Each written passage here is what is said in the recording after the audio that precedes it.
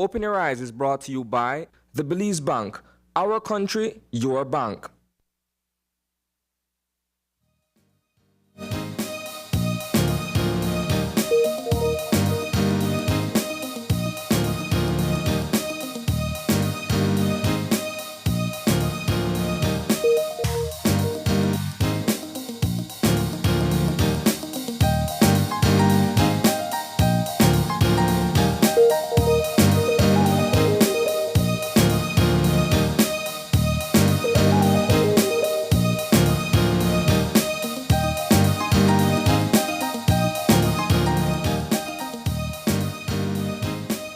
Good morning and welcome to Open Your Eyes. Start your morning right. I'm John Palacio. And I'm Marlene Cuellar, and thank you for joining us this morning. Yep, thank you for joining us so very, very, very much. It's a beautiful Wednesday morning out, Mar. It's looking great. I'm feeling great. Yeah. One of the beautiful times of the year. Indeed. Nice and sunny and windy. It does get warm during the day. Yeah, I do acknowledge that. It does, very heavily. It does. But at the same time, we're slipping into that March fever. Well, you know how I feel about March. Yeah, with a lot of wind, sunshine in this country. We're so blessed in this beautiful country. That much we could tell you. But again, we're so glad that you're able to join us this morning. As per usual, Marlene, what we do in the morning time is that we break down for you the major stories making the news. There are a lot of stories from last night, but the major ones for us would be the redistricting situation that will eventually come into place. It has been since 1998 since our country has went through a redistricting exercise. Now, what are we talking about here? We're talking about how or the constituencies in which people vote in or from. Down south in Toledo, you find Toledo East and Toledo West, and that's a very large district. In Kaya, there are a few. In Orange Walk, Corozal, there are a few as well. But when it comes to Belize City, there are about, what, 12, 13, somewhere around there. But is it fair in terms of how we get people into the House of Representatives? And that's the question to be asked. But the monies, it seems to be allocated for this redistricting exercise to take place, Mark. Yes. And, you know, it's really interesting because, of course, this case had to go before the courts to be able to, well, the process started off before the courts under the past administration. Of course, now the monies have been allocated and the process has started. And there have been different opinions about this. If you go back to when the case first came up, the then administration said, you know, it's too costly of an exercise. But let's just bring it back down to the very simple fact behind this. Redistricting is a very critical exercise for the simple fact that as the country grows and as the population grows and as we spread out into different parts of the country, we have a democratic system, and the ultimate goal, you can't get it perfect, is that the votes are equal. If I live in a very small constituency in Belize City, my vote should carry as much weight as someone who lives in any other part of this country who wants to participate in the voting exercise. And for years, that has not been the case. Where in some areas, and I know the example is always used of Sand Creek. If I can recall my numbers right, it takes it's a voter in Sand Creek. It takes 4 voters to count for 1 vote in the smaller constituencies in Belize City. And the idea, and they're called area representatives. And the idea here is that you need to have a representative in the House to be able to represent your views, your concerns, and everything that is happening within your part of the country. Indeed. And so it is an absolutely critical exercise. You know, politically speaking, it's not always easy to get the parties to move in this direction for a simple reason. They already know their constituents. They already have done groundwork, which was why many had speculated that it was not going to happen before the last election, because neither party would have wanted it. That's the assumption people make, because then you have a whole new set of families that you have to be able to make make contact with and try to get them to support you. But the exercise is being done now, and I do hope that it is one that is done fairly. And there's lots of tools that they can use now. That's the key message. Indeed, there are lots of tools to get it done, and the team has been put together as well to try and get it done in a timely and efficient manner. And of course, you mentioned fairly. We know that Chief Tamai also did mention that. Then again, there is a case with this situation that came up by the Belize Peace Movement. Yes. It's still before the courts, but Chief Tamai had made mention that it won't stop the process from going on, which of course a lot of people are looking forward to. Because the thing is always, you know, with respect to Belize City and how many constituents there are in the city, and a lot of folks would like to see that being spread equally across the country. Speaking of equally, she did mention that there are a lot of work that will be going in to make sure that it is equal. It says so in the Constitution of Belize as well. And so therefore, the team has been put together, and that work should be starting as soon as possible. Yeah, absolutely. So that's big news coming out from yesterday. Big news. And we are, of course, going to keep on following that process. As you said, I think the Belize Peace Movement made the choice to take this case before the court. It really brought it to, because the call for redistricting is not new, but taking the step to take it to the courts. I know we had many opportunities here to discuss redistricting on this set as we explained to viewers from different perspectives why it was important. And I know at that time the government did concede that it was important and long overdue, but they were citing reasons of financial constraints and time. Well, that money have been allocated for, and so therefore it seems to be a full steam ahead situation that we'll be seeing in our country as soon as possible. That is one of the news, Mar. Then the next one would be taking it international, whereby we're seeing what they're saying is an invasion of Russia into Ukraine, Russian armies across the borders. It seems that the president of Russia is trying to redistrict, or what would you, trying to demarcate countries, the UK actually. So that's one of the things that we're seeing, which eventually puts us in a position of more fuel rise across the country, something we're already seeing in the UK, something that will eventually spread across the world. Now, we might feel, you know what, it's happening over there. But let's talk about the trickling down effect. When especially things like fuel, when we see a commodity such as fuel rise in different parts of the world, especially with respect to Russia being, for every 10 barrels that are out there, Russia has one of those in it. So we know how big the impact is going to be with respect to fuel across the world. Yeah, of course. They're one of the world's top oil producers, second largest, in fact. And, you know, two issues here. One is the impact, but I think, you know, I've been, I think many people have been following very closely what is taking place in that part of the world. And, you know, it's great that in this day and age, we can get up-to-the-minute reports as to what takes place. And it is absolutely concerning. Day by day, we get new reports, and you know, you try to balance where you're hearing your information from. Clearly, the United States has one perspective, but I think looking at it from a global perspective,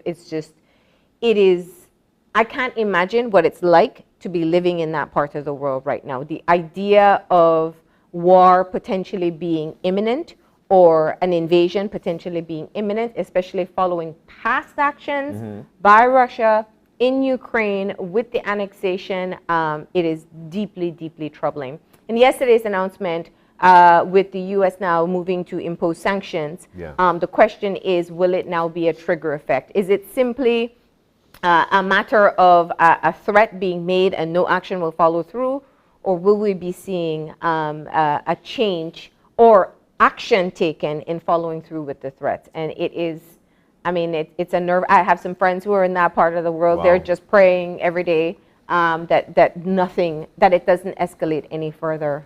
Well, you know, it's a tough situation. Indeed, their innocent lives will be lost if such thing would progress to an all-out blow from Russia. I actually saw news coming out of that area as well, saying that for the past few years, Russia have been trying to make their economy sanction-proof, meaning that not because you actually levy a sanction on us, meaning that our economy and our country will not be able to move forward. You know, it's a very, very dangerous situation that's occurring in that part of the world. And like you mentioned, Marlene, the world is actually looking on to see what will be the next steps if Vladimir Putin will eventually pull back his troops from there because of the sanctions being levied upon him, or will he say, you know what, I am sanction proof and I'll just go forth with it.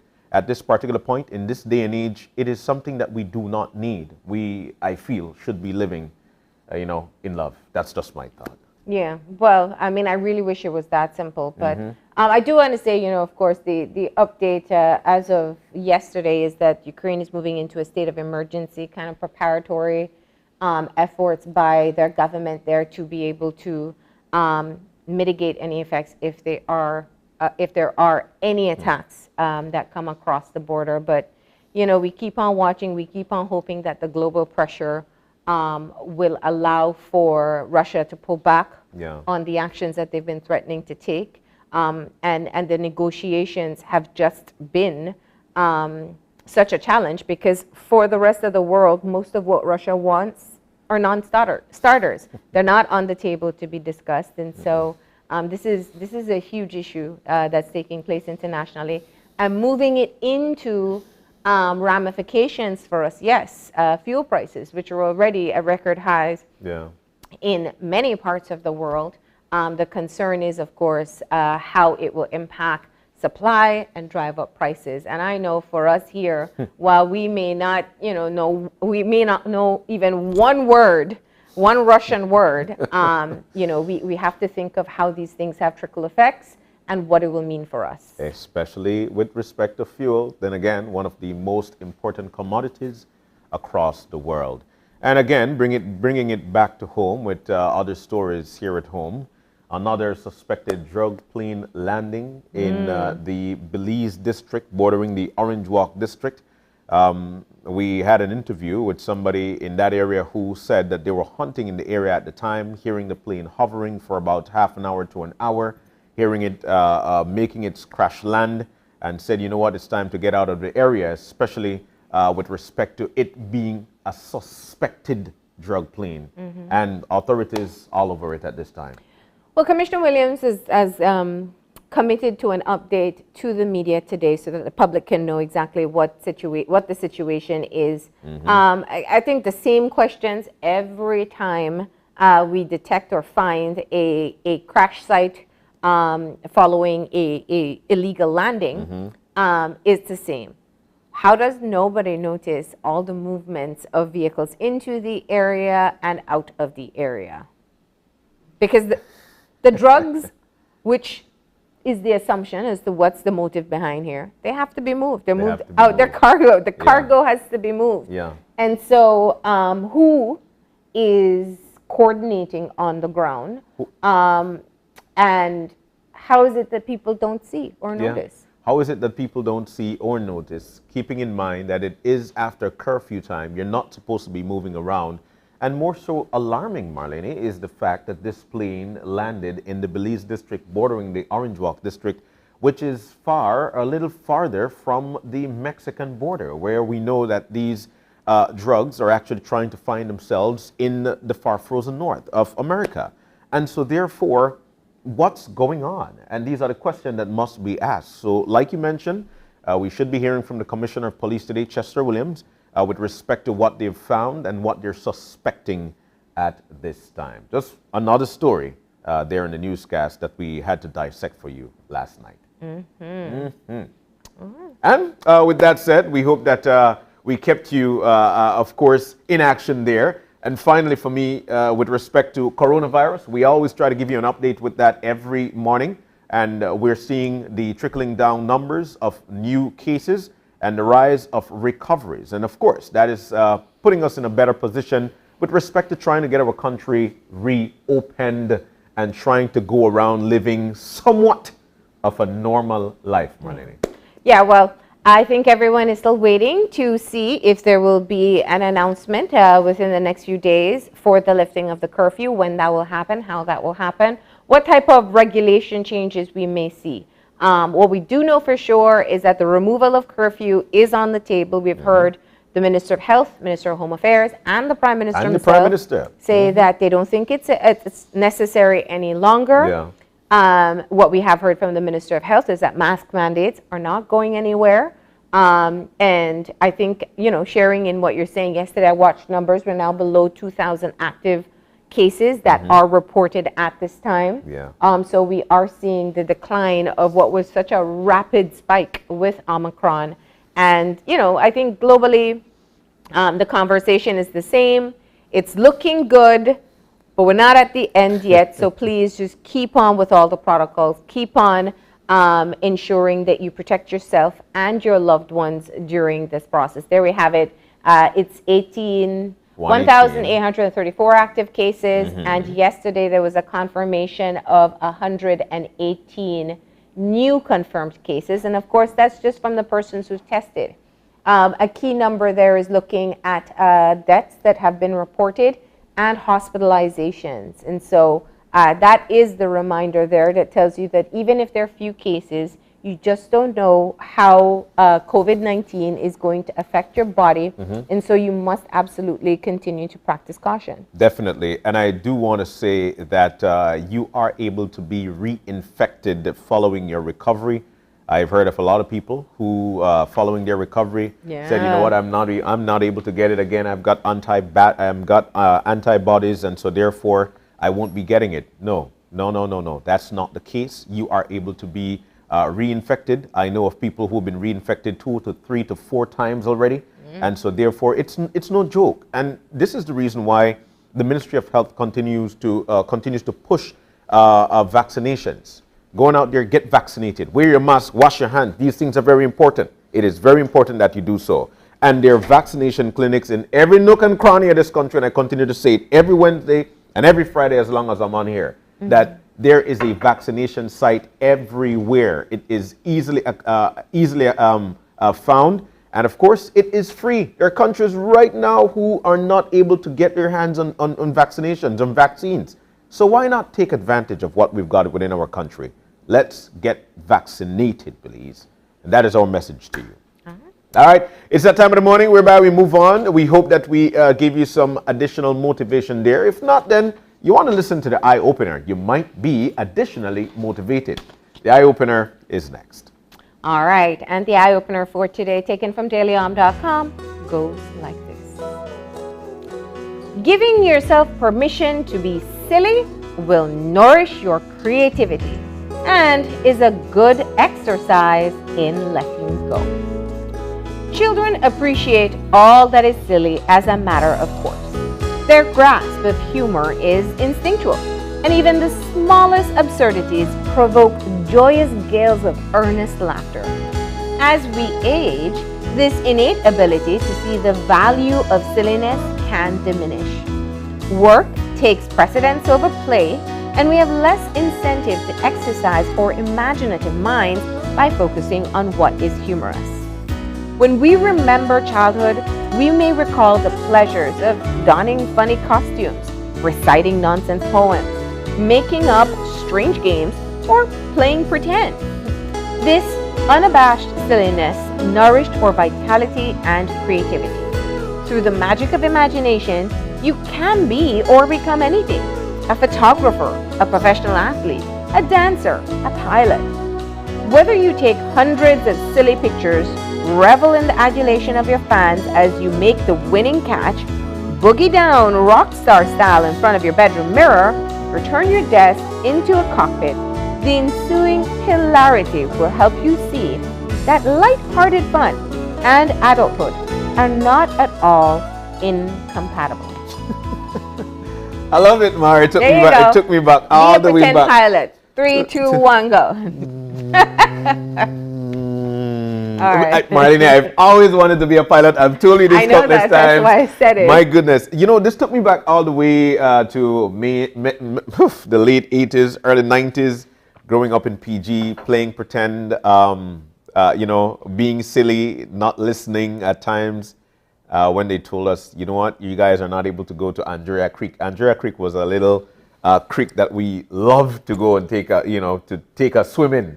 And we did that so many times, and we were being silly there, people pretending to be Tarzan. I mean, all the noise, all these things. It was just so great for us. But one of the things that it did for us, Mar, and we go back to it, is that it made us lighthearted. And it's a joyous moment, joyous occasion, and I'm so happy for this eye-opener. Well, I think for me, the eye-opener, it really goes, it goes back to one of the things that we always question. Why is it that we get older and we start to think that, having fun or is only, having drinks with your friends, maybe going out to a nightclub, hangout sessions. We used to have fun just being silly as children. Yeah. And then we get into, we grow up, and then the parents start telling us, you're too old for that. Yeah. You're too big for that. Stop being silly. And we miss the opportunity to just have light-hearted fun. In other words, it doesn't take a whole lot of effort. I think, especially as parents, you have an opportunity and technically a great excuse to indulge in lighthearted fun, because the kids will try to get you to do just about anything. And trust me, when you do give in, when you do say, okay, I know I'm tired, I'm going to do this with the kids, I'm going to, build a camp or a fort or play chase, you realize you're having fun. You have fun. Yes. Extreme fun. Go play in the rain. Yes. It's like, I'm too old for this, but this is really fun, right? Yeah, very much so. You may ever play walkie-talkie? With fake walkie-talkies? Yeah, of course. We grew up in a different era, Yes. We didn't have tablets, we didn't have phones, we didn't have, we had to play cards. I didn't have cable growing up, so it was even like, if there's not a program on that we didn't want to watch, we could figure out something to play or make our own balls. But, I'm not going to be one of those people who say that's what kids of today should be doing. Yeah. They have their own generational toys. But for me, I think it's just finding time to sit with kids and see if we can rekindle that in us. Be silly. I mean, it's totally okay. I really and truly appreciate these eye openers, because it brings my mind to that. It is totally okay to be that way. All right. And that's just a piece of the pie there for you. We do hope that you enjoyed that one. It makes for great conversation as well. Moving on, it's time to take a look at the weather, so you know exactly what to expect for today. The forecaster is on the line. Good morning. Good morning. There we go. Good morning, sir. And how are you today? I'm doing good, sir. Thank you. How are you all doing? We are doing A-okay. Thank you. Thank you. Let's jump on into it. What should we expect with the weather? Let's start with the general situation. What should we expect? Okay. For today, we can expect mainly fair weather. The airflow is relatively dry, so that is why we can expect that. All right. And then the 24-hour forecast? Okay, sunny skies with a few cloudy spots today, partly cloudy tonight, showers isolated. All right, that means we should be having some cool winds? Well, winds, not that cool, but winds from the east at 10 to 20 knots and sea state choppy to moderate. All right, well, at least the temperatures will be cool, right? Highs and lows? Mild temperatures, I would say. 84 along the coast, 89 inland, and 77 degrees up in the hills. Lows for tonight, 77 along the coast, 70 inland, 63 up in the mountains. Wow. And the extended forecast, what should we expect between now and Friday? Okay, we can expect Thursday and Friday generally isolated showers. Chance of a few more over some areas. For tomorrow, for example, we're expecting a few maybe over central areas in the morning and over the south in the night. So, but overall, generally isolated. We've been warned. Anything else you'd like to share with us before you leave? That's about it. Generally fair weather today. Enjoy the weather. Yeah. You sound as pleasant as the weather outside right now. Yeah, he does. Yeah, he does. That's right. All right, thank you so much. I get no answer. We'll leave it at that. Yep. Thank you for joining us this morning. Have a great day. You're welcome. All right. Well, we move things on. It's going to be a generally fair weather, like the forecaster just mentioned to us. Moving on, we have 3 wonderful conversations lined up for you. As a matter of fact, In this morning with us, we'll be joined by Audrey Matura, who is, of course, an attorney at law. She'll be breaking down for us the new amendment to the defamation law. What is it about? What does it mean? All of these things, of course, she'll be breaking down for us. That's the first segment. All right, the second part of the show, if you are looking for your new staycation location, then you definitely want to tune into this. The Belize Hotel Association is launching its digital hotel accommodation guide. Find out where you can go. There's so many new places popping up all over this country. Yep. And, you know, I think we should have a challenge to see what places we can discover that are new. And we're going to find out more about finding those on this new guide in the second part of the show. Sounds like a great show for us, right? Mar. Hint, hint. There I you don't know go. who's going to pay for it, but yeah. But anyways, there is a Belizean product that is actually standing out. As a matter of fact, it stood out at the Dubai Expo. What are we talking about here? And I'm sure you've got it right here at the tip of your tongue. Marie Shop Fine Foods. Now, Marie Shop Pepper. They'll be in with us this morning. They'll be sharing with us what it means to have won the best flavor and taste in the 2022 Hot Sauce Challenge in Dubai. My goodness, that's a big conversation. We've got that and more. We got Miss Marie herself joining us. Looking forward to that. All right, so that's what we have in store. Yeah, that's what we've got in store for you. And of course, we've got to take a break. And when we come back, we'll be diving directly into our first conversation as we'll be joined by Audrey Matura, attorney at law. Stay with us. We'll be right back. This is Open Your Eyes live on FACT.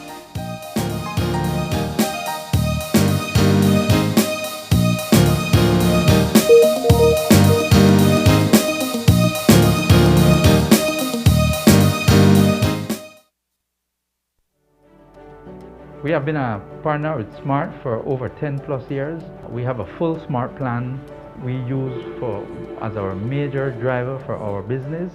We have a service that rolls over in that if you call one and it is busy, it rolls over to the next line. So once you call us, you can get us at any time. Before we got this Smart service, we were paying upwards of nearly $2,000 in phone bills. Since we've had our Smart service, we pay an average about $600. So we've had tremendous saving, more than 50%. For the businesses, if you want to save money, switch to Smart because it is far more cost effective and the service is excellent. Smart continues to be innovative in bringing new technology and meaningful savings during these challenging times to businesses across Belize.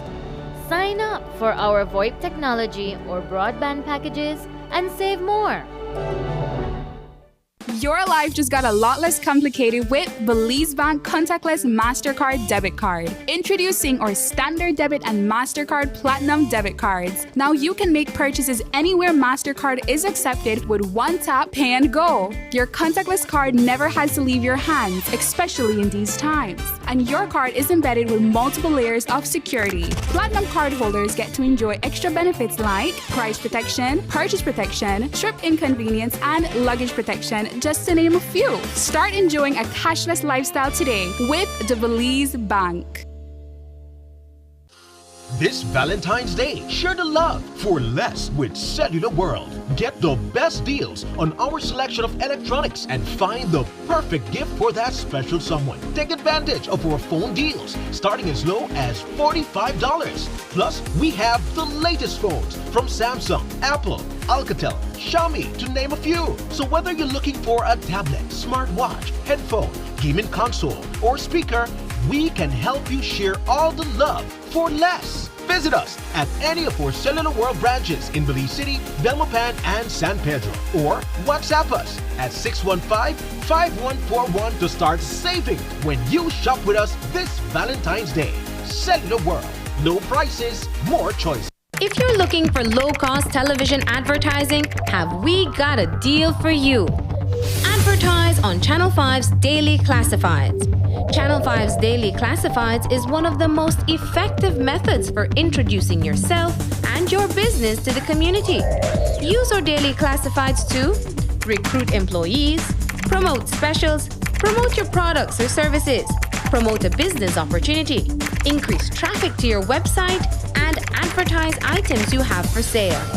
Let us help you save valuable time and money. Call us today at 223-0146 or visit us at our offices on Pony Drive to discuss how we can help your business grow affordably. Channel 5's Daily Classifieds. Advertise today.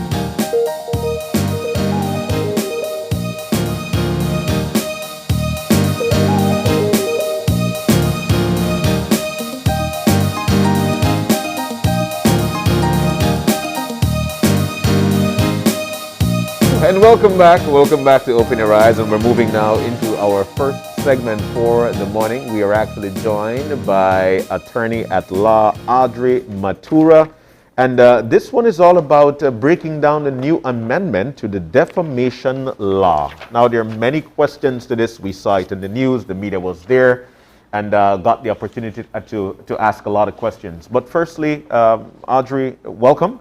Good morning. Good morning. So, First studious, you're going to look up from your book now. Yes. First correction, it's not an amendment. It's not an amendment as yet. Okay. It's the first ever defamation bill. Defamation in our country has been governed by the common law, the principles of common law. So it's the first time we're taking the principles of common law and codifying it, which is a first good step for me. Let's define defamation. When we say defamation, what are we talking about here? Let's break that down. Okay, well, defamation, I have to tell you defamation as I know it in common law, because this bill makes certain tweaks to it that are important. Okay. It had to be that you said something that was either not true or did not require fair comment. And not only that it was not true, that when you said it, it was done with some malice aforethought, so you had malice intended, and it, as a result of it, the person had some damage done to them, damage to reputation especially, or to business. I don't remember if you all recall the case of, what's his name? Mark King. And he sued, I don't remember who he sued, honestly. Terribly, I don't remember. But he sued someone, and Mark King could have proven that because of what he said, he lost business in his security firm. And so it not only created damage to his reputation, but to his business. So the amendment, I noticed, says that it didn't matter if you had malice, and you don't have to prove special damages, which Mark King had to prove. Special damages is literally tangible money loss. Wow. So I don't have to prove that anymore, which is good. So in a way, the bill has made suing people for defamation much easier. And I like that. Now, let me come back to something, though, because one of the things that has taken place so far is the invitation for comments from the media. And I know you've worked in the media. This is one of the things that we are always very cautious about and very often have to face challenges regarding defamation. Yeah. And so there is a fine balance between freedom of expression and damage to reputation. Yes. And that's where, as the media, we have to ensure that we are still allowed to report without having someone coming back with, in some cases, just hurt feelings. Yeah, well, I'm glad now hurt feelings does matter. And I'm glad for that. And I think it should be more strictly stated. You know why? Because sometimes you don't know how traumatized a person remains and how upset, and you don't know the depression and anxiety it throws them into. And I could give my own example. I have been advocating, for example, for the vaccine.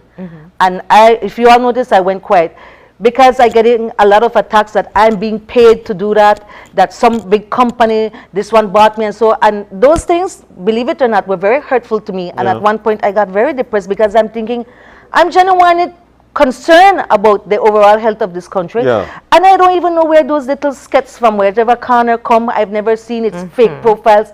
Come and accuse me of things that I know it's not true, and then people who already hate you jump on the bandwagon. And let me tell you, it's not just hurt feelings.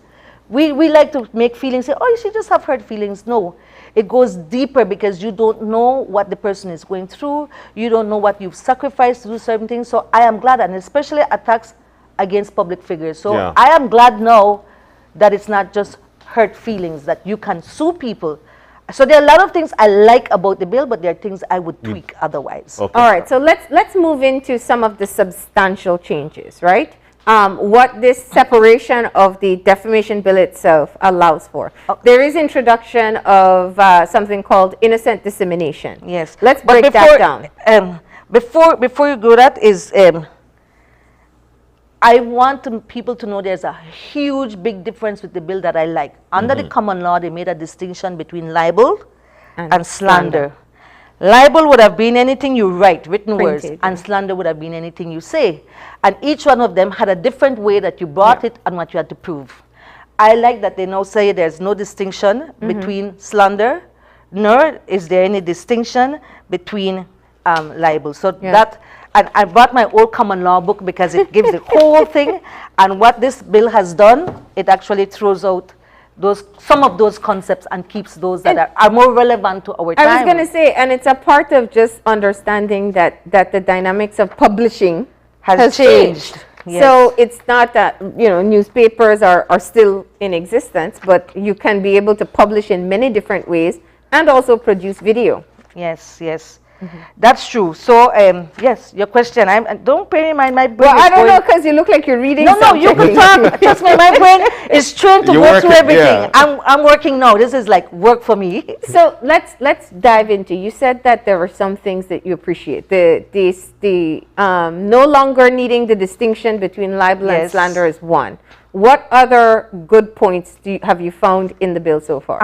I like that they give you an opportunity to settle out of court. Okay. I like that because I feel that where we are in society and the law, it is always good to resolve matters out of court. We do it a lot in mediation for some matters before the Supreme Court. We try and do it in the family court. It's not made law yet in the family court, which is, I think, is the best place to do mediation. But I like that whole aspect where it says you can try and settle out of court, and then whatever you agreed to in settlement, and let's say you didn't carry it through, I can't then use it against and say, oh, look, Marlene had said that she would settle, and then we didn't go through, so then I go to court and I bring it as evidence against Marlene. I like that part. So there is that opportunity. So if you really did not intend to hurt the person's feeling or do things like that, it is just proper that you would want to settle out of court. You'd be stupid to continue, especially if you know what you said was not true, that you only did it maliciously. And I've seen it a lot. I've seen it in documents on Facebook. I've seen it people going live and saying things.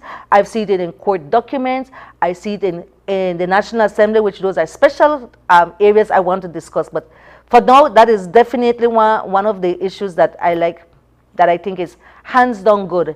And I like that it also extends what publication is. Yes. Although in the common law, while we didn't think then about internet and everything, the common law said anything that was published. That is why they had the distinction between written and the distinction between spoken, which there's no distinction now. But what the common law was basically doing, without knowing what the future would be, was saying anything that you either said. So all these Facebook lives are things said, no matter what. And you could go back to them. Information comes Whether on social media or not, information comes in 3 formats, I would say. Actual spoken words, actual written words, and signs and gestures. And signs can be just pictures or me So you mean like me memes? giving you the finger, or Like something like memes? that. Yeah, like memes, all of that, no. So the common law already covered it, but it didn't call it that. The common law covered everything. What this bill is doing is saying, okay, for avoidance of doubt, we're making you know that it includes this, it includes that, it includes, you know, it's far more specific. Yeah, Okay. so it So has that's one of the things I newspaper, like. magazine, other publication, print or electronic format, issued on regular intervals and has general circulation, and established or unestablished news service producing news, whether in print or electronic format, radio stations, television stations, TV networks, public broadcasting service. And it does go on beyond that, but I know you want to jump I in know. on what is it? What I like is that Unestablished unestablished news, which is like, you know, everybody now goes on the internet. There is BBN just popped up and hot off the press. Yeah. And something Centium bit by bit. And a whole There are a lot of them lot. out there. There are yes. many. A whole lot. A Yes. whole lot. But you see, a proper media house, and this is not to discredit them, a proper media house as we knew it in law before, had to actually Apply for it. apply for a permit for either broadcast, be it television or radio, or newspaper, had to apply. I know for newspaper, when I was editor for newspaper, we had to even sign a bond, and even the electronic means. You have to have some establishment. Why? Because you are governed by the Broadcasting Act, and also because we had to know who was behind that publication. Of course. We had to know, and the editor, it doesn't matter, like when I was at The Guardian, I was the editor. Although I was not the owner of the newspaper, the political party was, but the political party isn't a legal structure like other companies, so the people behind it were different operatives of the party. Okay. So they had to know who is the person we sue.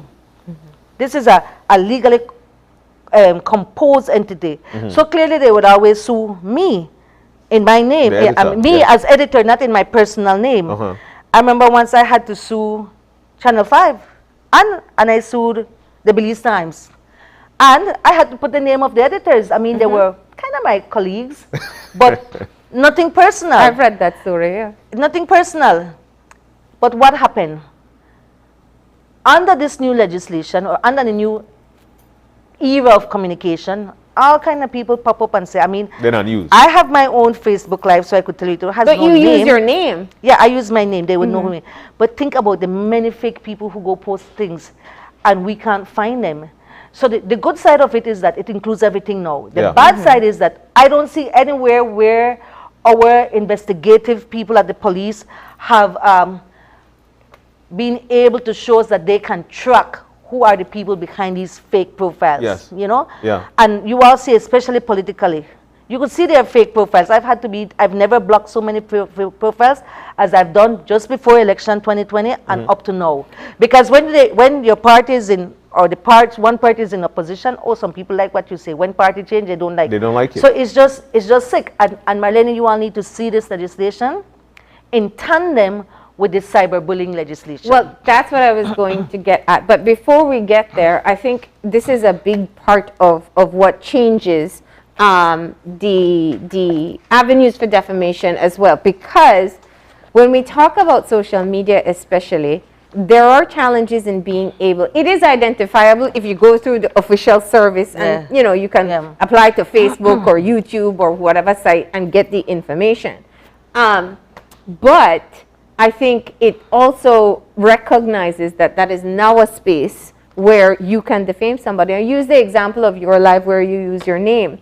The campaign in 2020, there was a huge story that had developed where there were screenshots of groups of people who were paid by political parties to go and be trolls on social media sites. Yes. And they were rewarded, I think, with gifts or certificates or stuff like that. Depending on how much they expose, yes. On how much they were able to go on and comment and either praise, which wouldn't have been defamatory, but also to be able to talk badly about opponents. Yes. So it's being used for that purpose. Deliberate defamation. Let me tell you the two worst kind of defamation I have found on social media.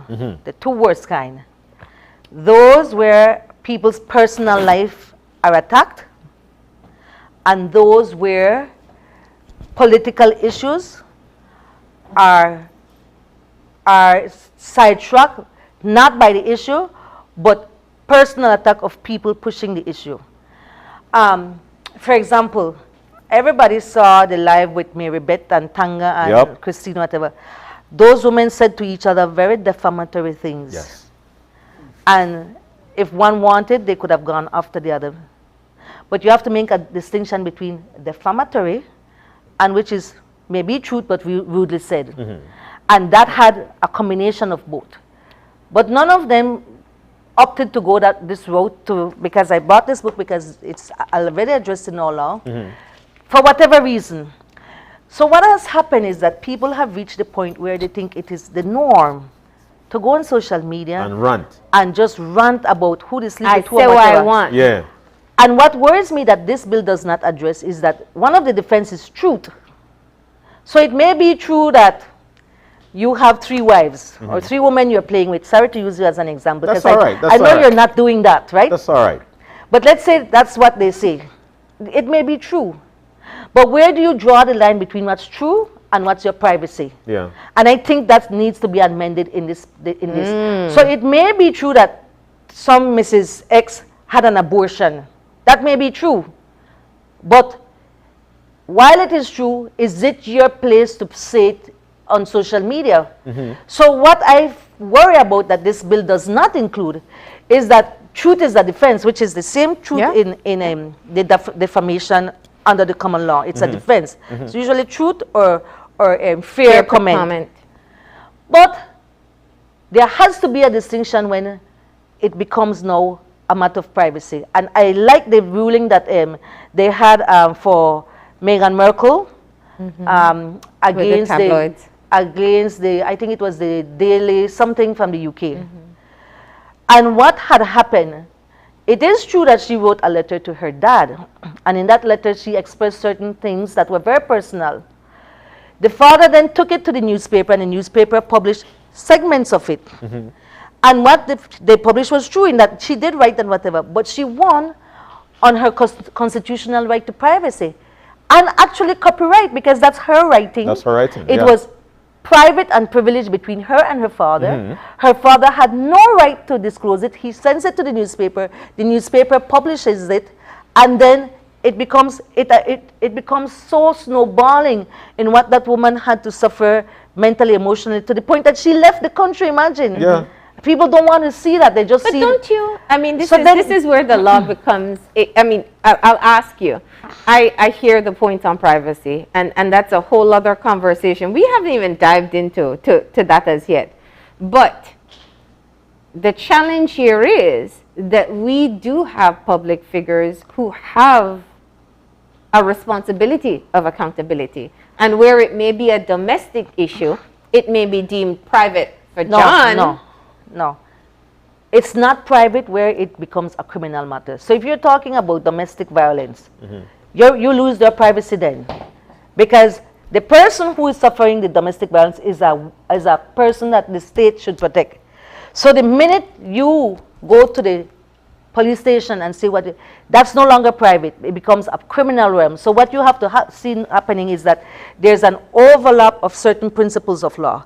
There is defamation, but there's also the issue of privacy, which is constitutional, and there's also the issue of criminal liability, which is the duty of the state is to prosecute on your behalf. What I don't like in Belize with these domestic violence issue is that once the woman withdraws, the proceedings doesn't continue. In other jurisdiction, once she has that statement and those medical forms show there's nothing to justify any violence, and it's a principle of our law. There was an old case, and I can't remember the year, but it's called R.V. Brown, meaning the state against Brown. And it was a group of homosexual men who engaged in S&M, and one of them was injured because certain apparatus was attached to his private. And he sued. He's saying, yes, I agree to participate in the sexual activity, but not to the point that I could hurt.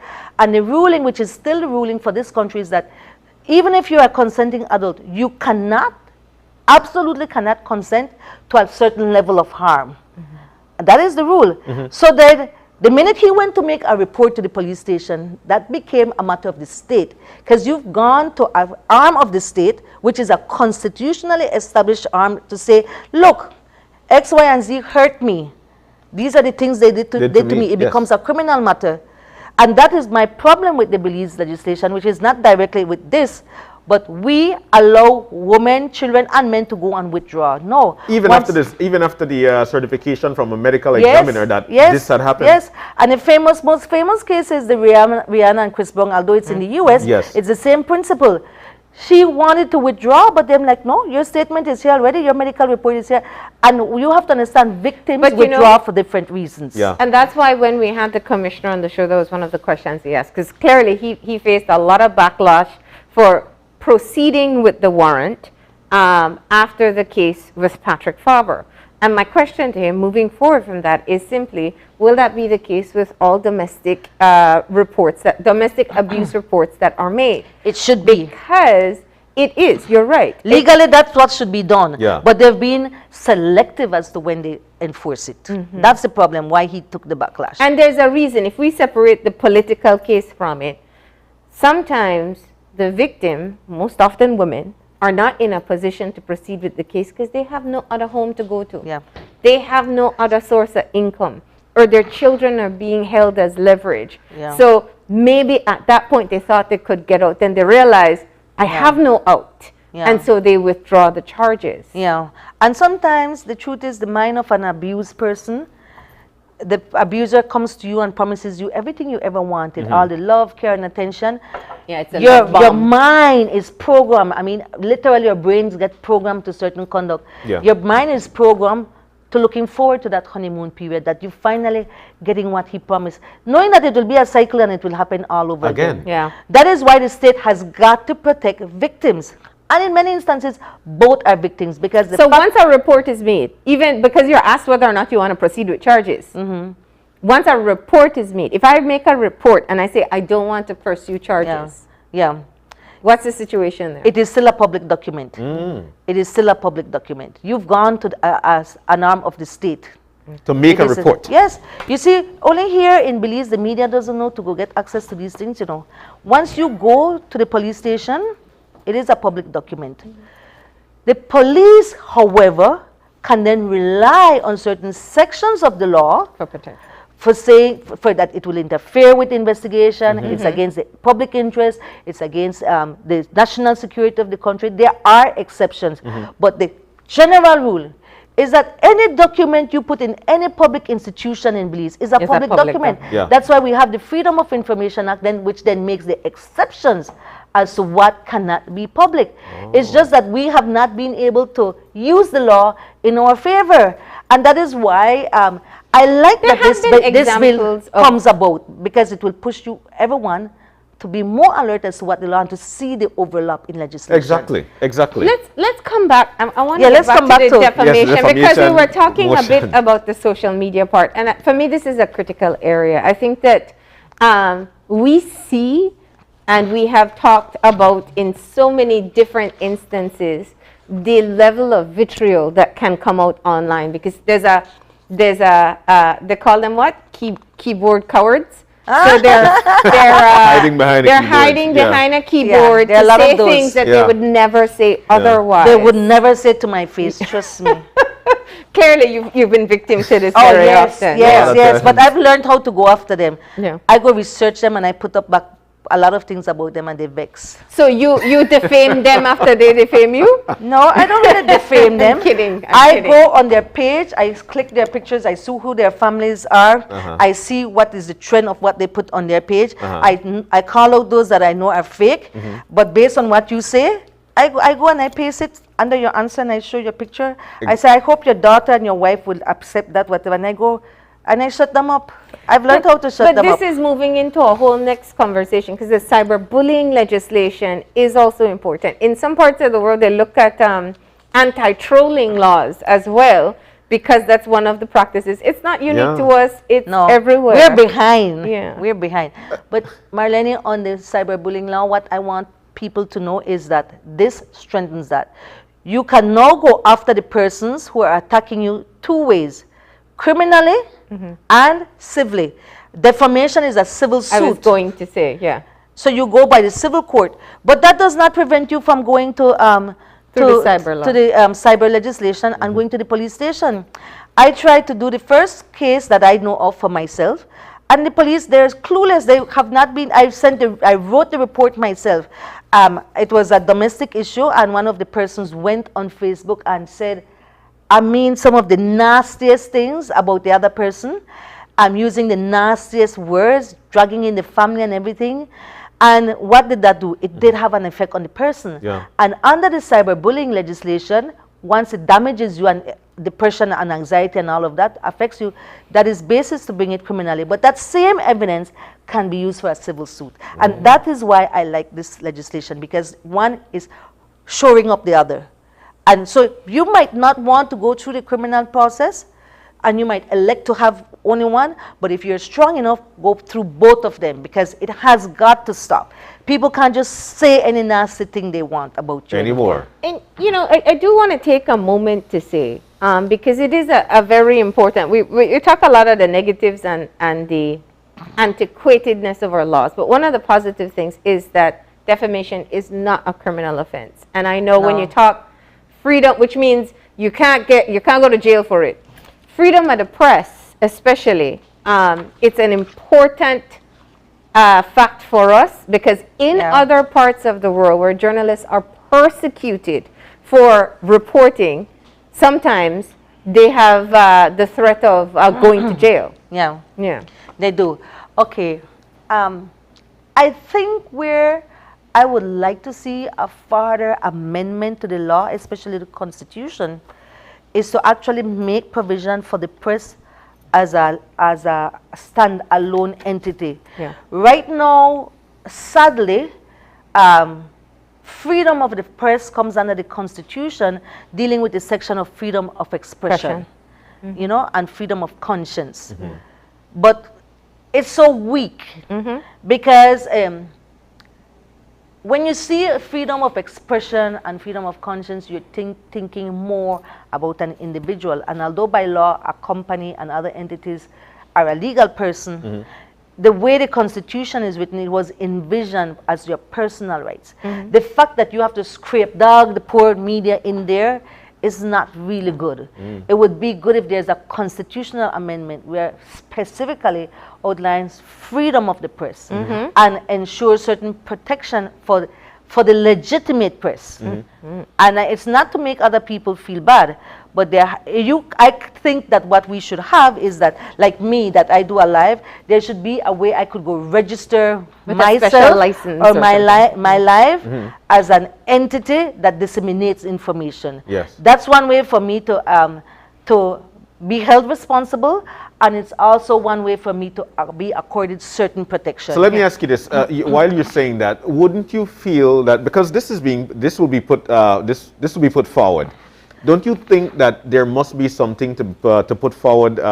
Like, for instance, if I want to create my live, don't you think that I'm supposed to, firstly, before this being put forward, license it first, so it becomes like the stature of a person? Yeah. Well, you can do it formal and informal. The thing is, once you will be speaking from a certain platform. So I know they talk about them, people say, oh, I did a market and look at the fruits. That's not a podcast or something of that sort. It has to be something where you are going to be disseminating information on a regular basis, as if though you're an established mouthpiece or voice on social, political, whatever issue. Okay. So that it accords you the protection that the press would get, and at the same time it holds you accountable for your conduct. And then you can't hide behind these fake names, because up to today we don't really know who's behind, what's it called? Something hot press. Hot off the press. Hot off the press.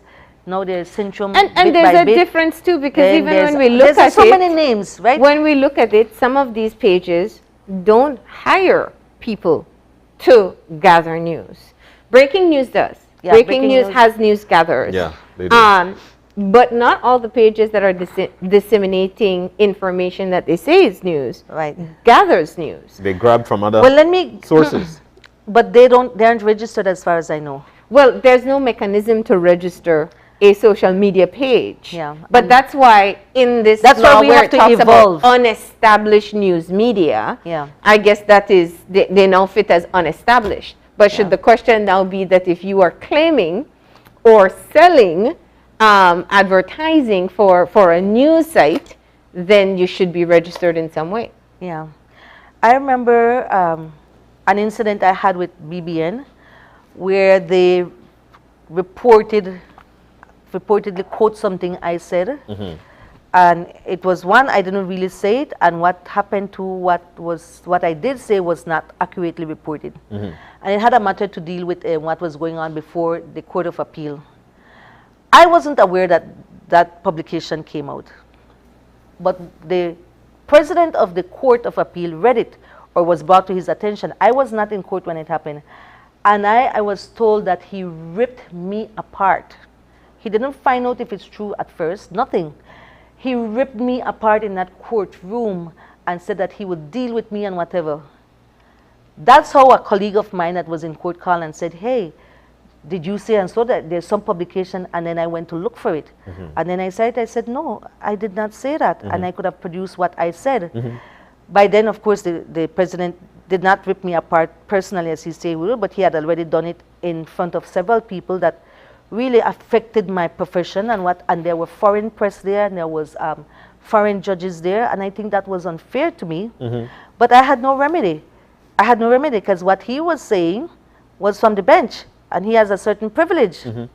And what was reported in the media, that informal media, was defamatory to the extent that what ended up happening to me was something I could have sued them for, but it would have been trickier under the old legislation and easier Rather under than this this one. legislation now. Yeah. I mean, I did bring it to their attention and they did apologize, but they could not undo the harm they had already done. To you. Because it was CARICOM leaders who were here from all over the region, and that really looked bad on me professionally. Yeah. So this now would solve it. But what I don't like, it doesn't solve the issue of privilege. I don't think that there should be privilege when what is being said is outright a lie. It should be privilege when you're allowed to make certain comments, like when you're in the National Assembly and they're passing a legislation that, let's say, creates monopoly on fishing. And then you could say, well, no, but look at how Minister so-and-so is going to benefit personally and whatever. You could do that. But you can't then use that legislation to, as you all have seen in the National Assembly, to call out the man ma and pa and granny and what they eat and no eat. And to degrade that person and his relatives. I don't believe privilege should exist there. Yeah. Because too often I see in the National Assembly where people are attacked. I went through it myself personally where I was attacked and I couldn't go there and defend myself. And that's a coward's paradise. And it's often these men. I remember things that, who was it that said against Dolores Balderramos? Those things, those should not be privileged. Yeah. Well, so there's privilege in National Assembly and it's court. covered here too. Yes, but I want to come back to this as we have this conversation. The fundamental issue here, as viewers are watching, is what does this mean for the general public? What does this mean for our leaders, and what does this mean for the press? Let me start with the general public. Okay. I want to tell it in a broad Creole. Stop go up on social media and talk bad about people. You can now be held liable far more easy. You could have before, but this legislation makes it much easier. Much easier. I like that it makes access to the court so much easier. Anybody could decide, no, I will draft up my claim form, and it is addressed in this green book here, our civil procedure rules. So the first one is the public, because people like to jump on and just say things about anybody. Some people well known and some are not well known. So I think that outright, You now have to measure what you say, and I'm hoping that the regular person, or not the so regular in the sense of their profession and high visibility in the public, that they will go and sue people now more easily. Because remember, before you had to prove damages to reputation and all kind of losses, this law is saying no. You said something malicious to hurt the person's feeling. You hurt the person's feeling, they can go after you. Wow. I like that, so the public needs to know that. So that's what it means for the public. You want to know what it means now for the press. Yeah. And also for leaders, because I think that the concern is when politicians are involved in putting forward a bill, they're saying, okay, well, clearly it must be in their favor. Yeah, well, for leaders, once they say it in the National Assembly, which is what I don't like, is that this does not apply. There's still parliamentary privilege. And I'm saying this bill should make parliamentary privilege qualified. It cannot be that any minister could go in the National Assembly and tell the other one, tell your take simple pills or whatever, or you never, no. Because what you are saying to the person is, you're an idiot, you're stupid, you need pills for making us sound simple. Yeah. You know, and that is defamatory. I'm sorry, it's defamatory. Apart from being outright rude, nasty, and shows that you're really crass, it shouldn't be. It should be that parliamentary privilege genuinely has to do with a debate, not personal attacks. And so I think this bill really needs to be amended to stop all this nonsense, because it's like we've become far more uncivilized, and I would like to see that amendment in this legislation, because then it's unfair at different levels. It's unfair because the proper debate on the issue is sidetracked by these things that obviously Belizean public love the nastiness. It lowers the level of discourse, and we are forgetting that the children are looking at you as leaders and are seeing that you're incompetent in actually having a debate on issue, and you're more about personal attacks. And you have to, it is requiring then a higher level of discourse in the National Assembly. I really think the amendment is needed there. And for the media? Oh, well, for the media, I think it's bad in the sense that you have to be far more careful. Far more careful, because people would have been less inclined to litigate against you because it was onerous the way you had to prove things. This doesn't make it that onerous. And if you're an established media, you're the easy target. You're an easy target. And I was looking at the section, let me see, where it was saying that once you're a primary publisher, if you're a secondary publisher, you know, what worries me about that part is that you all have control over what you say in your newsroom and your news desk, but you have no control on what people post under. And then when they post under your stuff, I think you have to do one of two things. You have to either prevent comments or have someone who goes and remove comments, because one of the defenses is that as soon as you realize that someone said something defamatory, if you remove it, then that is a defense for you, because I was looking at defense, right? The innocent dissemination, in other words, we didn't post it, somebody else posted it under your page, but it's you're the publisher.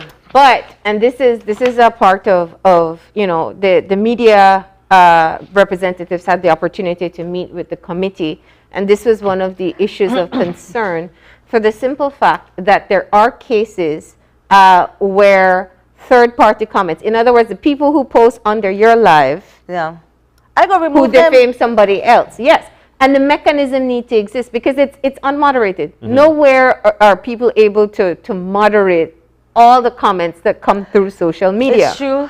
And you're talking about under-resourced or small staff businesses. Even the bigger houses don't have enough. It's true. The good thing I like about my live is that anytime someone comments, it says, then I go check it. Of course, it takes a lot of my time, but I go remove them. I go remove them. It's my duty to do that. Some people vex. There are times when I limit how you can comment, because I'm learning how to use the medium better. But I don't think, and I always tell people when I do my live, don't think you will come to my page and put your propaganda, come there to try and defame me, attack me, or come with nasty comments. I go and I remove them. I think that the mechanism has to be there in these media houses, or you have got to stop comments. You just have got to. There's a button that says no comments. And that's my concern. There are media houses. I know. I use the example of Australia because they have they've had a previous ruling there where some media houses don't allow comments. Yeah. And this is, this is the new generation where we don't have conversations at the market or, in public spaces. Conversations happen online. But there is a line that you should not cross. I think so, because people like to say, oh, it's freedom of expression, but people tend to forget that freedoms come with responsibilities. And the responsibilities is not to damage someone else's reputation. Exactly. I've known instances where there have been publication of nude pictures of people, women, always, minors, and many of those people have become suicidal. And I know at least one case which they tried to hush, but the young lady ended up killing herself. Wow. I have been called to deal with cases at schools and behind the scene and even at the family court where these things are published, not on social media, but the guy has it on the phone and shows everybody at school. That is publication. This new legislation immediately tells you that's publication. Under the common law, you had to argue where it fits within what's publication. This now makes it clear. So if I have something, nude pictures of someone on my phone, and I go showing everyone, I published it. Yeah. That's publication because I made it accessible to other people through an electronic means. It doesn't mean it has to be open to the public. Once you publish, even letters, if I write a letter, a legal letter, saying certain things about Marlene that are not true, and the mere fact that then I share it with X, Y, and Z, I just need to share it with one person. That's it. That's publication. And if that person shares it with somebody else, Oh, then it's worse. is that person liable? But the problem used to be that if I write something bad about Marlene in a letter, and then I show it to you, and you don't believe it, then she couldn't prove that there was damages to her reputation. No, I don't have to prove that level of damage to her reputation. Okay. I have to prove that how it affected her. They're not just hard feelings anymore, which is the proper thing. So that's what I like about how I am reading this new legislation. So the people who are going through that, and it happens a lot in the schools, the little girls who were confident and showed their nude body to some guy, or the little boy who did certain things, I want you all to know that that is publication, there is remedy for it now. And you gotta be bold, step up and just sue people. That's right. And if you're suing a minor at school, you have to sue their parents. And if you're a minor, you have to sue in the name of your parents will be your next of friend. But it needs to be used because it's a level of bullying. And you may be ashamed to go to the police station. The next breakdown we have to do is the cyber bullying. Oh yes, I want to break that one so bad. So we gotta, and I think you mentioned something really concerning, which is that you said you attempted to file a report and the officers aren't as acquainted with the law. And it's new. So that can be your next legislation that we tackle, but we do appreciate you coming in to kind of give us the overview. Oh, we're finished and we haven't even finished. Just like that, we have come to the end of it. But Audrey, we're just so when thankful. I was addressing and enjoying it, there's so much more. We're only through like 1/3 of the legislation. That's why we get you to come back again. That's the reason why you're going to come back with us. I hope there are some amendments that they really take into account. I don't know when the committee will meet or so, because I would have wanted to go make my own. All right. Audrey, thank you. Thank you for joining us this morning. We hope to get you back again to discuss some more in full. But we've got to take a break. Let me remind you that coming up next, in the next conversation, it's going to be with the Belize Hotel Association. Now, they've launched their official digital hotel accommodation guide. Audrey, you want to stick around for that conversation? We're going to discuss that when we come back. Stay with us.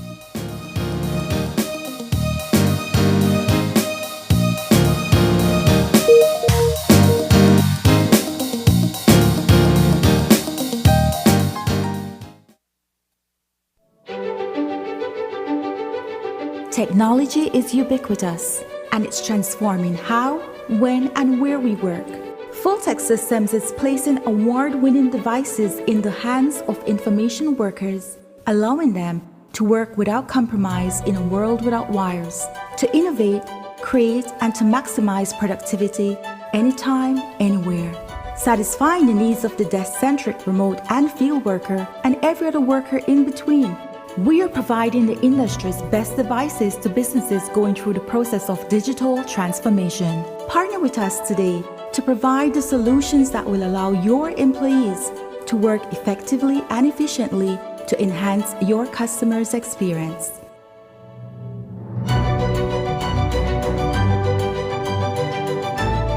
Tech Systems, your technology center, where you'll come for the price, but stay for the service. Who offers the best mobile experience in Belize? You don't know? Well, the truth is, Digi, our national telecom, of course. Digi has the largest mobile LTE advanced network with over 96% countrywide coverage, offering the fastest mobile LTE data speeds at the most affordable rates with mobile plans that fit your lifestyle. The truth is, only Digi gives the ultimate mobile LTE experience. Visit your nearest Digi store to join the bigger, better network today. Digi, our national telecom. Visit us online at www.livedigi.com.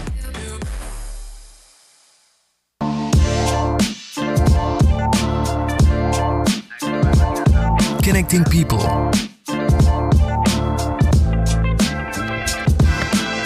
Creating memories. Guys, so here we are at the Glaze Out Kitchen. I just prepared this amazing broccoli. Sharing a smile. Next Gen, the ultimate digital experience.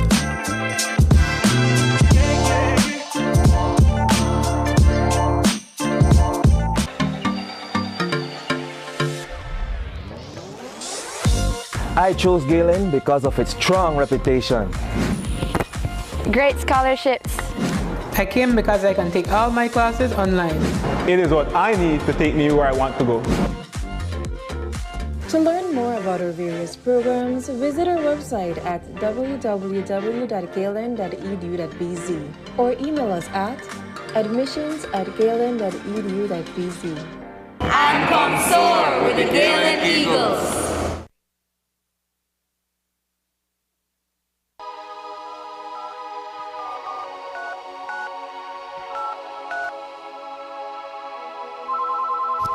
Been drinking all night, feeling so high.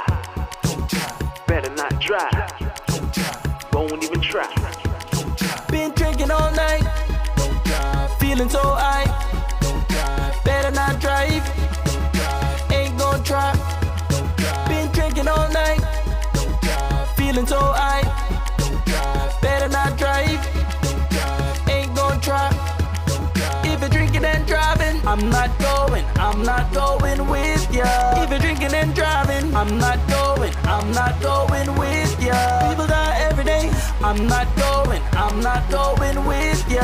I'ma find my own way, I'm not going with ya. It's okay, I'll wait. Even good people make mistakes. I don't wanna realize when it's too late. Drinking and driving is never safe. If you're drinking and driving, I'm not going with ya. If you're drinking and driving, I'm not going with ya. Been drinking all night, feeling so high. Better not drive, ain't gon' try. Been drinking all night, feeling so high. Better not drive, ain't gon' try.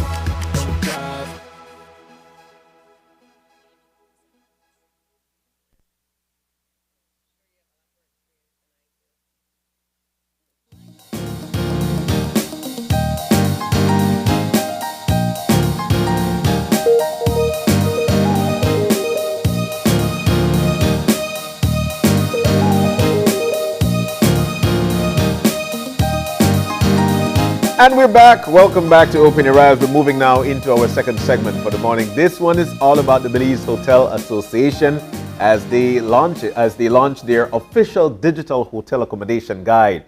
My goodness, now because things are actually moving forward with respect to social media or media on a whole, being on your device. There's so many things you could do on there. We've got the folks in to talk to us about it. Alina Saldivar, the president of the Belize Hotel Association. And she's joined by Lorraine Simpson, who is an on-air media travel expert for Cityline TV. Guys, good morning. Good morning. And welcome. Morning. Good morning, OIE team. Thank you for having us. I'll tell you what, we're so glad to have both of you. We love it when it comes to conversations such as this. Lorraine, we're loving your background. Where are you? I'm in Belize, and I'm going to use this background as my fake background for lots and lots of things to come, I tell you. That looks like, is it Cayo? No, I'm at Black Orchid Resort, not too far away from Belize City. Wow. Okay. Available in Belize. So at BHA, we're always looking for ways to maximize the exposure for our property, our member properties. And so we make contacts directly with consumers, with travel agents, with travel professionals, influencers, travel media, bloggers, everyone you can think about that we can put the Belize name out there on the properties that we represent.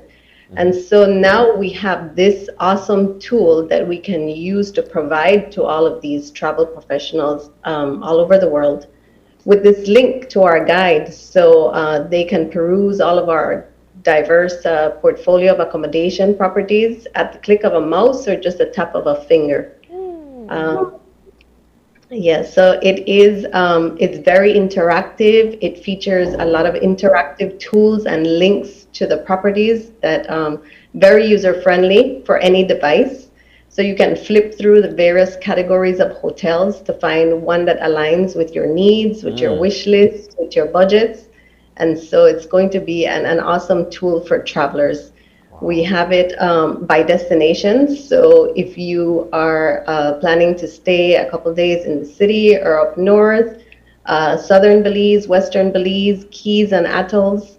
So we're very excited. We've been doing the guide for many years now, but going digital now is really exciting. Printing the guide, I think, is now a thing of the past. So now we don't have to worry about if a travel professional is at an event, at a party, at a dinner, and they say, yes, Belize. Just pull up the website. Yes, there's no problem if you left that book back home, because we are all walking around with these devices attached to us now. It's just guide.belizehotels.org, and they can see all of the properties that we have in our portfolio. That's beautiful. And let's get to Lorraine. Lorraine, an on-air media travel expert. What led you to Belize? Let me introduce Lorraine. So the Belize Travel Association. Lorraine is just an excellent example of what we do in promoting the guide. Remember, so Lorraine is a travel specialist in Canada. So she is here to help us with the promotion of this guide. Lorraine? Good morning. Yes, so I am very delighted to be here in Belize. It's a place that I hadn't experienced before, so it was a really good opportunity to see another country. That takes me over the 100, which is really great. And I just really didn't know much about Belize, and I think so many people really need to know more about Belize. Of course, we knew that it was a great dive destination, and we knew that it was south of Mexico, and pretty much that's all I knew, really. And so it's really about getting the word out to people in Canada, in the States. I mean, the States, they know more about Belize, but in Canada, not so much. So really my job now is to get that word out and to spread the word that the BHA is doing such a great job already, and bringing in people like me and other influencers and specialists in travel to actually get the word out that Belize has some amazing accommodations available for everyone. Budgets, every budget, every style. You know, I've gone to bed and breakfasts. I stayed on Kikoka, and I went to Island Magic, right on the ocean front. Then I went out to somewhere where Prince Harry has stayed, and I went to Char Creek, which was amazing, right out of my comfort zone. I fed tarpons, which people think, you know, I mean, scared me to death, I have to tell you. Yes. Which my camera, Don't you think they're going to take your finger?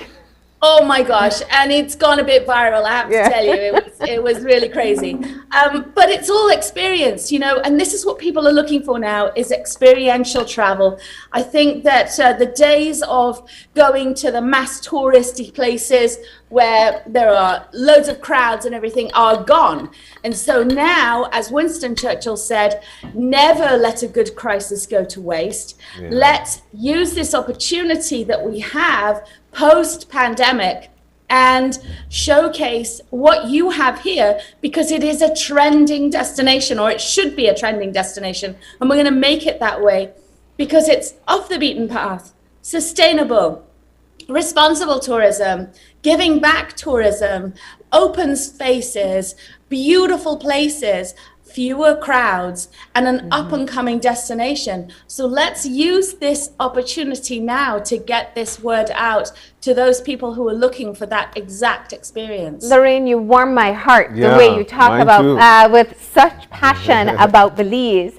And I gotta ask you, because you seem to have been making your rounds. There's a unofficial Belize bucket list that you have to mark everything off, right? So you did tarpon feeding. Have you been to the Blue Hole? No, I have not been to the Blue Hole, but I am going to be coming back because because the BHA are going to allow me to help their members to promote themselves, you know, because it's all very well me doing this for a week or 10 days or something, but really this is an ongoing thing. So we want to help the individual members to promote themselves. So we're going to teach those who want a little extra help in social media, a little help in getting the story out, because it's all about the story, you know. It's all about being able to tell that story, whether it's a couple that have returned after 25 years because they met each other here in Belize, or I met a couple at Char Creek. One of them was 91 and one of them was 83, and they had just come on their honeymoon. Wow. You know, it's the story. Really? Let's get that story out. Let's tell people that I went yesterday to Altonha. There was nobody there. Nobody there. You know, laid back, yes. Off the beaten path, yes. We've got beautiful, amazing structures that have been there since 100 AD. And this is something that has a Canadian connection, because the people, the archaeologists that came down to develop and excavate Altonha, they actually were from the Royal Ontario Museum, right where I'm from. Wow. So there's super connections that we can use to, you know, to inspire travelers to come and see what the story is all about. So let me ask a question. Why do you think that Belize is not as well known in Canada? I don't know. I think that I don't believe, I mean, this is going to sound awful, but I don't believe it's being promoted as it should be. We know it as a dive destination, and I think really that is what it's promoted as, and there's so much more. Honestly, so much more. So I feel we need to do more. What's the unexpected that you've seen or experienced since you landed? Yeah. Something you just would have never known you'd be able to do or see in Belize? Well, first of all, the biggest thing is the fact that it's English speaking, and I actually didn't know that either. What? Yeah, I didn't. I'll be honest, I didn't. And I know quite a lot about travel. So I didn't know that. I didn't know that there were some fantastic Mayan ruins here that you can even climb up now. You can't do that in Mexico. Fewer crowds. Lots of diversity. I was really surprised at the diversity that you have here. So go into the jungle for a few days and then go to the beach.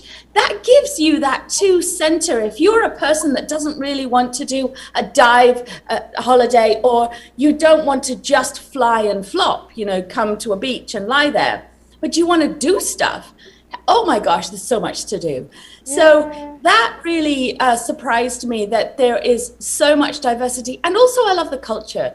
You know, you've got symbiotic cultures living very harmoniously together in a very beautiful way. There's no animosity, there's no aggression. It's just a really lovely existence of this person cooks this food and this person cooks this food, and we eat together and we'll have, you know, it's just wonderful. I absolutely love it. Which leads me to ask you, because there are travelers who actually travel to different countries for the culinary experience.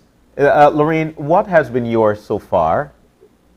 Well, I cooked mestizo food over a hearth, which was great. I love the fact that you can just have all kinds of culinary experiences. So let's say you were coming here on a culinary tour, which I personally do quite a lot of. I bring small groups on culinary tours. You could actually have a cooking class from a different culture each day for 5 days quite easily. Yeah. And learn some very interesting dishes that I had no idea. I have fry jacks every morning for breakfast now. I really love them. So, you know, it's things that you're going to take back with you once you've learned how to cook them and take back with you and then want to come back again.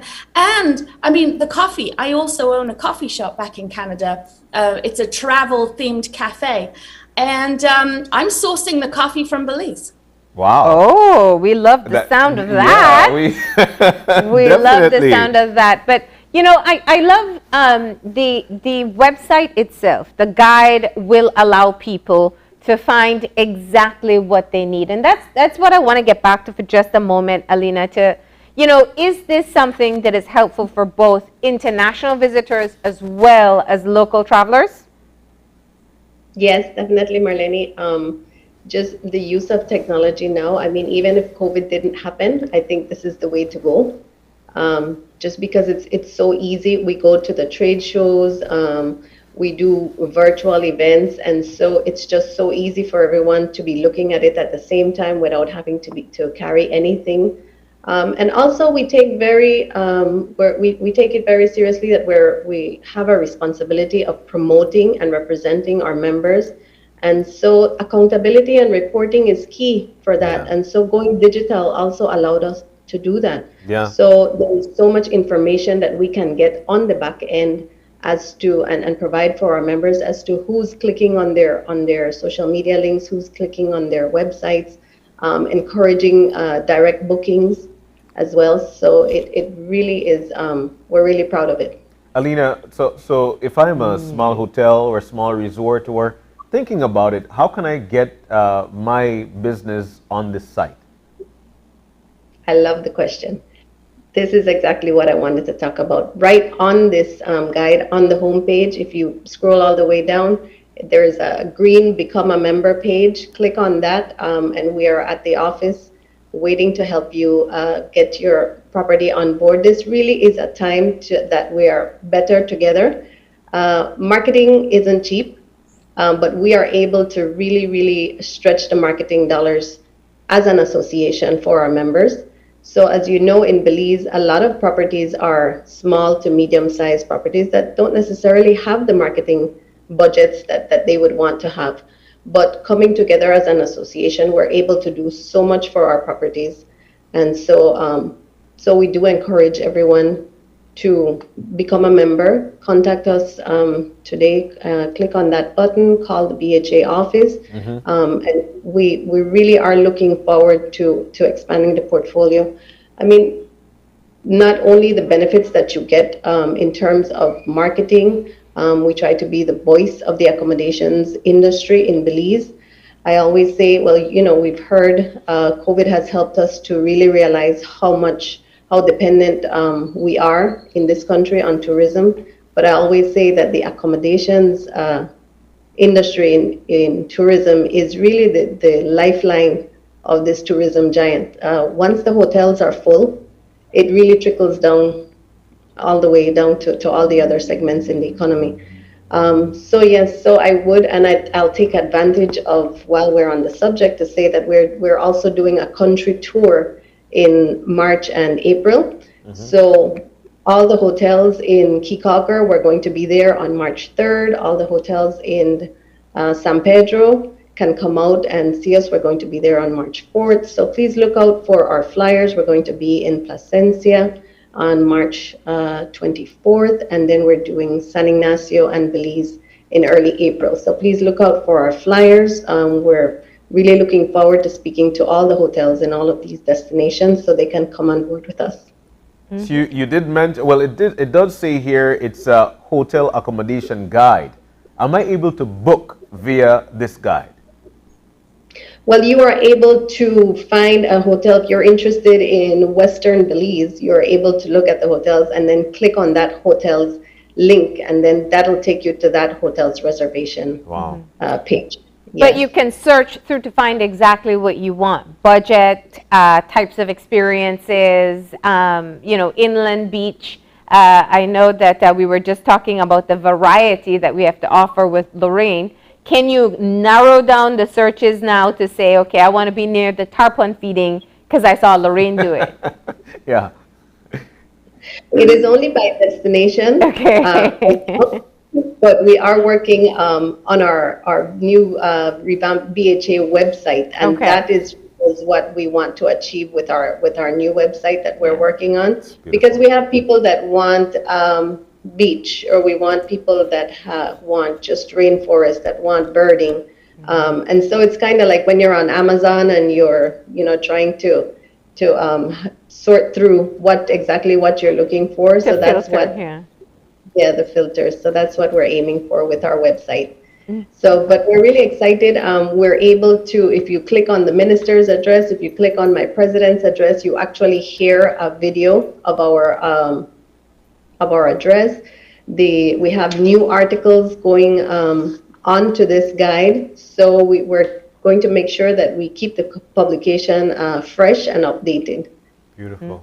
Again, another great advantage for going digital. Once you print a magazine, that's it. You're stuck with that content there until you print the next copy. But going digital, we're able to update a lot of things like the articles. Yeah, indeed. I want to get back to Lorraine. I'm just loving your vibe, your energy as well. Lorraine, so far, you've been this is your first time in Belize. Didn't know it was English speaking. Didn't know that you were able to see all the Mayan sites that we've got here, and of course climb them, and of course the culinary experience. Now, Lorraine, what is the most memorable thing about Belize that you'll be taking back to Canada?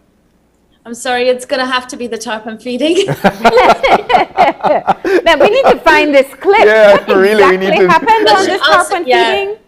Yeah, it's on my Instagram at Lorraine Simpson Travels. It's also on it's also on my Facebook, Lorraine Simpson Travels too. But the thing is, though, the most memorable is that I have fallen in love with this country, with the people. And I always say everywhere I travel, it's all about the people. And I love what the BHA is doing to really help their members to get the message out and to actually understand how to get the message out. And that's why I'm here.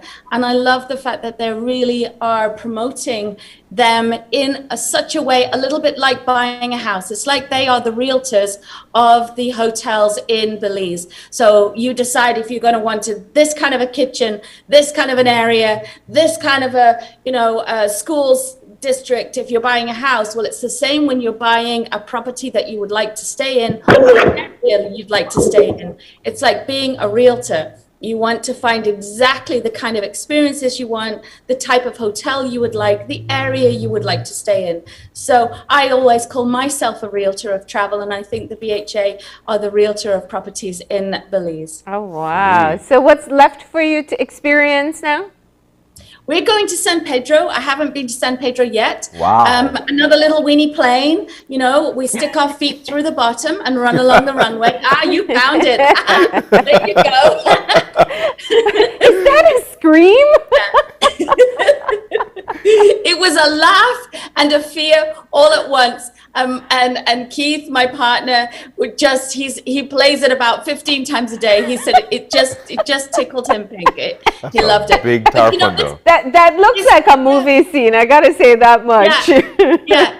But this is it. You want to tell the clients not just about the hotels. And the BHA said to me, look, we want you to promote Belize it as a whole, not just our individual properties, because I can only stay at a few. And they have 50 properties that they want to promote. So they didn't want me to just focus on one property or two properties. They want me to be able to say, look, Belize as a whole has so much to offer you, different kinds of accommodations, and they have them available on this new guide where you can actually pick up the guide on your phone, look at it and say, I'd like this kind of experience in this kind of place. And I really love that. They were not selfish in thinking, okay, only promote that hotel and only promote that hotel. No, they want to promote everything. And it's really been a brilliant experience. So the website is live already? Yes. Okay. Guide.belizehotels.org. And there is also a wonderful tool for our hotel members there, because we also have what we call our wonderful allied members there as well. So hotels have a lot of the support that they need in terms of who is going to provide the stationery that we need to run these hotels, the banks that we need for merchant services, for example, who's going to do the laundry for all these hotels, who's going to provide all the linens and the beds that we need for these hotels, who are all of the construction companies that help us make our. So we have allied members as well, a whole list of allied members. I won't start listing because I'll get in trouble. No, don't. People will see it when they go to the website as they look for their next destination. A very good tool for our members. We have a lot of allied members as well that I think hotels will really, really find useful. All right. I have one last question for Lorraine. Lorraine, do you like pepper sauce? No. Oh, I was going to tell you your next tour could be our world famous pepper that actually just won an award in Dubai. Just won an award in Dubai. Oh. Yeah. Yes. Best flavor and best taste in the hot sauce I guess competition. you won't sample that one. I'm a wimp. When it comes to heat, they bring me the hot sauce on the table and I go, yeah, no, I'm a wimp. I want to do chocolate though. Chocolate is my thing, and coffee. All right. I want to see something to do with coffee and chocolate, and I want to see a waterfall. I haven't seen a waterfall, and I'd like to go for dinner somewhere really, really cool with an experiential menu. I want to do that. We didn't finish the Belizean bucket list, the Belize bucket list, but my Belize bucket list for everybody includes waterfall rappelling, because you could just watch a waterfall, but you should rappel down it instead. Okay. Uh-huh. Listen, you're taking me out of the comfort zone again. Come on, guys. Isn't that what you do when you travel? Isn't that what you do when you travel? All right, but it's been great having you, and do enjoy the rest of your trip. Alina, thank you so much for joining us and telling us about the new hotel accommodation guide. Well, thank you. And please, Lorraine, you must learn some Creole words before you go back, all right? So your words for today will be I going de. Say again? I going de.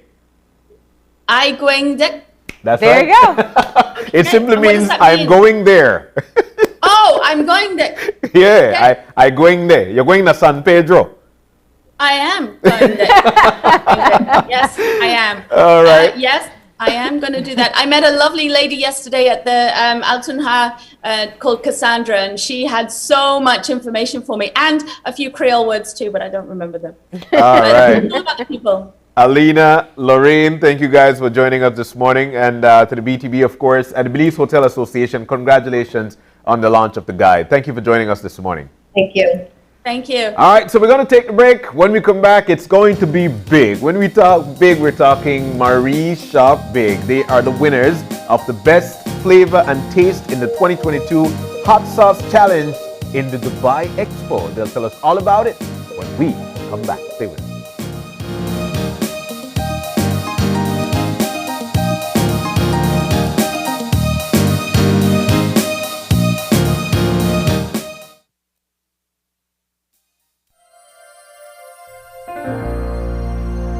Hello, friends. This is Dr. Bob Roberts with another 60-second sermon from God's Word.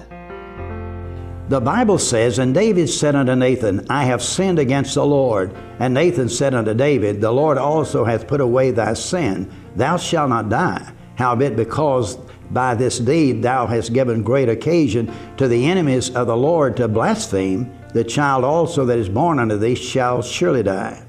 In studying the Bible, I am often made aware of the mistakes that men make, not just by the ungodly, but the godly. Sooner or later, all of us make mistakes, and how we respond will make us or break us. Albert Einstein said, "A person who never made a mistake never tried anything new." Einstein was a German-born physicist and also a genius who discovered the theory of relativity. When he won the Nobel Peace Prize, Princeton University offered him a free office to come to their university. He agreed, and they asked him what he needed. He said he simply needed a desk, a chair, a table, a pencil and paper, and a very big wastepaper basket. When they asked him why the big wastepaper basket, he replied, "To throw all of my mistakes in." What are you doing with your mistakes? Some time ago, I counseled a young, attractive lady who wanted to become a Christian, but did not think she could because of her past actions and mistakes. I said, your problem is not that Jesus won't forgive you, but you won't forgive yourself. David committed a terrible sin with Bathsheba, but God forgave him. Just remember, mistakes are man-made, but they are God-forgiven. Today's 60-second sermon has been presented by Christian Foundations of Faith in cooperation with the Baptist churches in your area. Bundle the fastest, most reliable, unlimited broadband in Belize with your prepaid or postpaid mobile plan or Netflix. You can bundle your broadband with your prepaid and enjoy 50% off all national calls, plus get SMS and data. Paid plans? Then bundle with any speed and pay only $25 extra monthly to enjoy unlimited smart-to-smart calls, plus 500 minutes, plus 6,300 megabytes of data. Stream unlimited HD movies and TV shows with our broadband, plus the Netflix add-on for only $30 monthly, and enjoy streaming on your laptop, TV, phone, or tablet. Visit a smart showroom near you to sign up or upgrade to the bundle that's right for you. Smart, bringing people together. The official migration from Belize Bank Corporation Limited to Belize Bank Limited will take place over the weekend of February 25th to 28th, 2022. This means that as of 3 p.m. on Friday, February 25th through to Monday, February 28th, Belize Bank Corporation Limited customers will not be able to access any online banking, debit card, and in-branch services. The BBCL ATM network services will also be unavailable starting the morning of February 25th, 2022. We apologize for this inconvenience and encourage customers to prepare in advance by topping up their eCash wallet or ensuring they have the cash they will need. As of March 1st, your new Belize Bank Limited account number becomes effective, and you will be able to access all the great services of Belize Bank.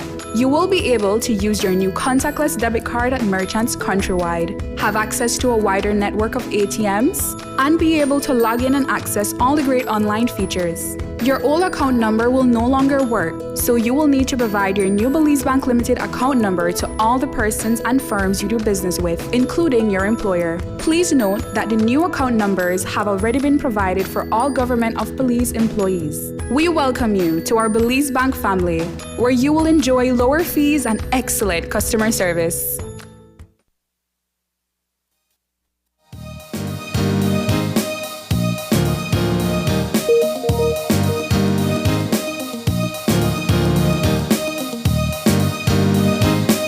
Welcome back to Open Your Eyes. We're moving now into our third and final segment for the morning.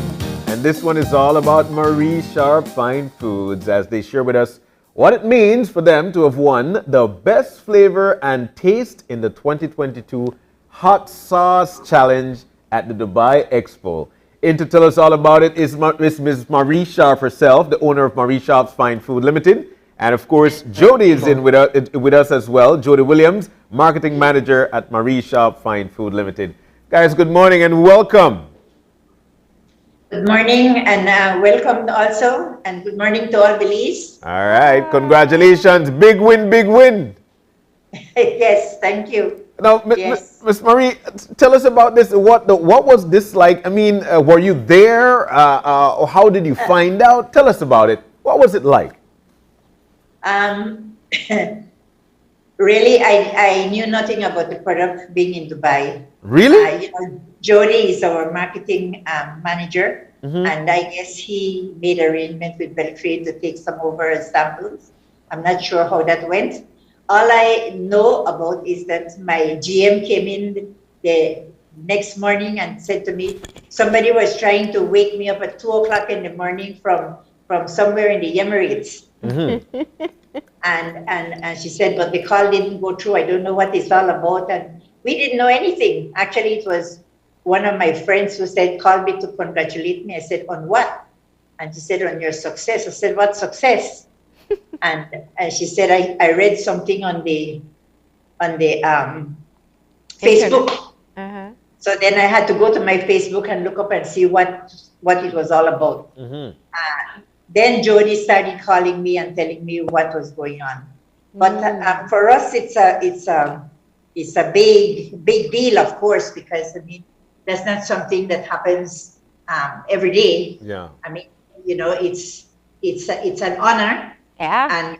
And it's a great advantage for the company because we use that as our sales gimmick, and so it helps the company as far as promotions are concerned.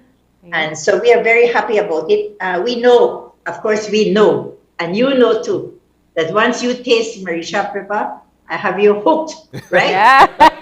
And I like how you said that. I have you hooked. The product is called Marisha Once you after taste all. that, I have you as a hook customer. Yeah. But and actually, that was what I was thinking of, Miss Marie, because a competition for hot sauce, people will think about heat. Yeah. And you could change heat based on the amount of pepper or type of pepper you use, but flavor is the science and your winning recipe. Yes. What's the difference for you that you won in the category of best flavor and taste?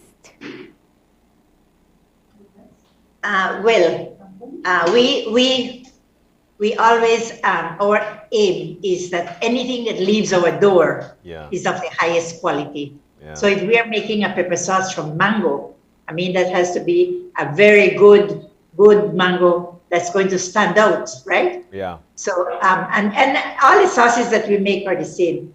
We strive to put out only the best. Yeah. So when we are making a product, we go through our taste testing here in the factory. We give everybody to taste and get comments because we always like people to comment on it because it's only by hearing comments that you can change things. Yeah. Yes, that you can change things and make it better or fix whatever, and you come out then with a good product. So as far as the tastings are concerned, I know that all our products are of high quality and the taste is there. I mean, when we say mango, you're going to taste mango. We say pineapple, you're going to taste that pineapple. Yeah. We taste orange, we have the grapefruits. Those are all, we have the orange pepper sauce. Yes. That's good in ceviches. And, they're all, the flavor is good. So that is one of our I think, best selling points. That, it's not just pepper, but we have pepper and flavor taste, right? Yeah. Yeah. So, yes. Well, that's a great anniversary treat for you after 40 years. Yes, it is. But yes, it is. You said you didn't know that your pepper sauce would have been in this competition, so that means Jody, he gonna send pepper sauce across Dubai and do things. So let's get Jody into this conversation. Jody, what did you do?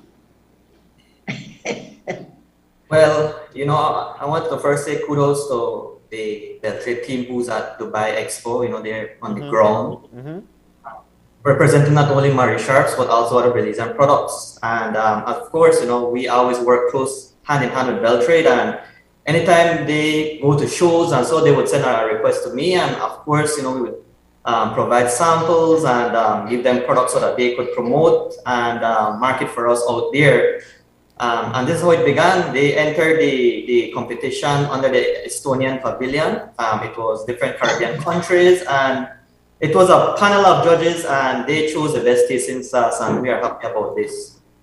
Mm-hmm. Wow. Which one of the sauces did they sample? It's the mango habanero. Oh, yes, that's yummy. Yeah, it's a mango habanero. Yes. And that was a good choice for Dubai because that was getting the best feedback at the expo, and I guess people were very thrilled that they haven't tasted a mango habanero pepper sauce as yet. You could really taste the fruit in it. Yeah. It's not watery, it's not vinegary. You get the fruit and the habanero taste, so that was the pick. So Jody, what does this mean for your marketing team in terms of getting product out there? Are you getting calls to say, hey, we need some of this product out here? Yes, that's a plan. That's a plan that, we use this to kind of help catapult our sales, especially in the Middle East. And also that since it's under the Estonian booth, we have some Europeans around who were also part of the show. Yeah. So we pass up to our social media team, and they are doing their work, and we will push it as much as possible and share it with our partners around the world. Excellent. Now, this is not the first award you've won. You are already an award-winning product. Tell me, go ahead, Miss Marie. Which ones are you really proud of? We have the 20th Wolin Award for Food and Beverage out of Germany. Yes. Wow. Out of Germany, we have won several awards. We have won awards for the smoked habanero. We have won awards for that. So in Germany, we have won like about 3 different awards. Out of Brussels, we won the best tasting pepper sauce out of Brussels, and I think that was the carrot-based pepper sauce. Okay. And that was out of Brussels. So we have numerous awards that we have won all over. Okay. So you've got a lot of reason to pride yourselves as, of course, the best pepper sauce throughout. I see Marlene throw up your hand this I want to ask, where is the hottest pepper competition? Because your 40th anniversary pepper oh my goodness, will win that competition hands day. down. Yes. Yes, that one is very hot. Ooh, that one yes. is hot, and that one is a mixture of scorpion pepper. What? And plus the habanero. Yeah. And that is also a very good sauce, but it's very, very hot. Yeah. So that's only for people who can eat hot. Yeah. But then, Marlene, I must share with you all that we've just got into 1,200 Walmarts in the U.S. So by April, we should be on 1,200 shelves in the U.S. Walmarts. Oh, wow. Goodness. Congratulations, Big congratulations to you, Miss to you, Marie, man. and your entire team there. Can I ask how challenging of a process that was? Yeah. Getting into Walmart? Yes. That is a nightmare because that's not easy. Yeah. My GM and I have visited the Walmart's headquarters in where? In Arkansas. Actually went and met with them personally. Okay. And we have been fighting to get in for some time. It's only now that we have been accepted, and they're taking 5 products. They're taking the mango, the hot, the smoked habanero, and the nopal, the scagini habanero. Wow. So they're taking those 4. So that again is a big achievement for us, because getting into Walmart is, as I said, a nightmare. It's not easy, and their requirements are very high. So for folks to understand the difficulty of trying to get into Walmart, how long have you been in discussions with them? Well, we have been in discussion with them for years. Wow. For years. You see, it's very difficult because the Walmart is such a widespread markets. It's not in just one state, but they're all over the U.S. And the problem is to find people who are going to handle your products and do the distribution. Yeah. Yes. Because you have to distribute to all, unless you get the opportunity of putting it into Walmart's warehouse and they do it, which again there is a cost to that. Yeah. Okay. Jody? Yes, and to add to that 1,200 Walmart stores is only like a small segment of the entire nation. So, you know, we must focusing on those 1,200 and to slowly add more as we go along, you know, so that we don't stretch ourselves too thin, like let's say going nationwide at the first jump, right? Yeah. Yeah. So, you know, we'll use this as a testing stage. We'll focus on it. Our importers in the US are ready, and yeah, from those 1,200, then year by year, we probably add our next 500 until we hit nationwide, and that's the plan and mission of Marie Sharps. Oh, wow. Wow. That's such big news. That's big news. Congratulations to all of you. Big congratulations. Yeah. And I want to say thank you because hopefully it's a Walmart in my family's area, so you just lighten my luggage going away. Thank you too. You just lighten for we bag for real. Well, we are also nationwide in Kroger's. Yeah. You all know that, do you? Well, we are nationwide in Kroger's. Oh, wow. That's excellent. Miss Marie, again, congratulations to you. And is there anything new on the horizon? Please don't come with that. I was just going to ask if you're still getting out of the kitchen and test out a few things here or there, just for fun, you know. Yeah. We are, I have in my dream book some ketchup. And not the ordinary ketchup, some fruit ketchup. Oh, wow. Excellent. So, but I don't know how early that is going to be or what. I still have it in my dreams. So that's probably going to pop up one day. Well, you know, you just put it out there and everybody who heard it will now start to pressure as well. Yes. So we won't be the only ones. ones. I probably have to do something, yes. Yeah. But can I ask you, what does it feel like? You know, 40 years later, still winning awards. What does that mean for you? Something you created in your own kitchen for just your use and your family's use. Well, really, Marlene, all this is beyond my wildest dreams. I never, for one moment, when I started doing this in my kitchen, thought that I would be where I am today.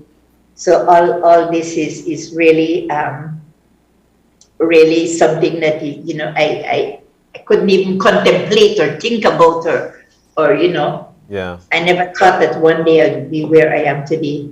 So I'm very proud of that, and I also have to thank Belizeans because I know that all Belizeans look at Marie Sharps as their products.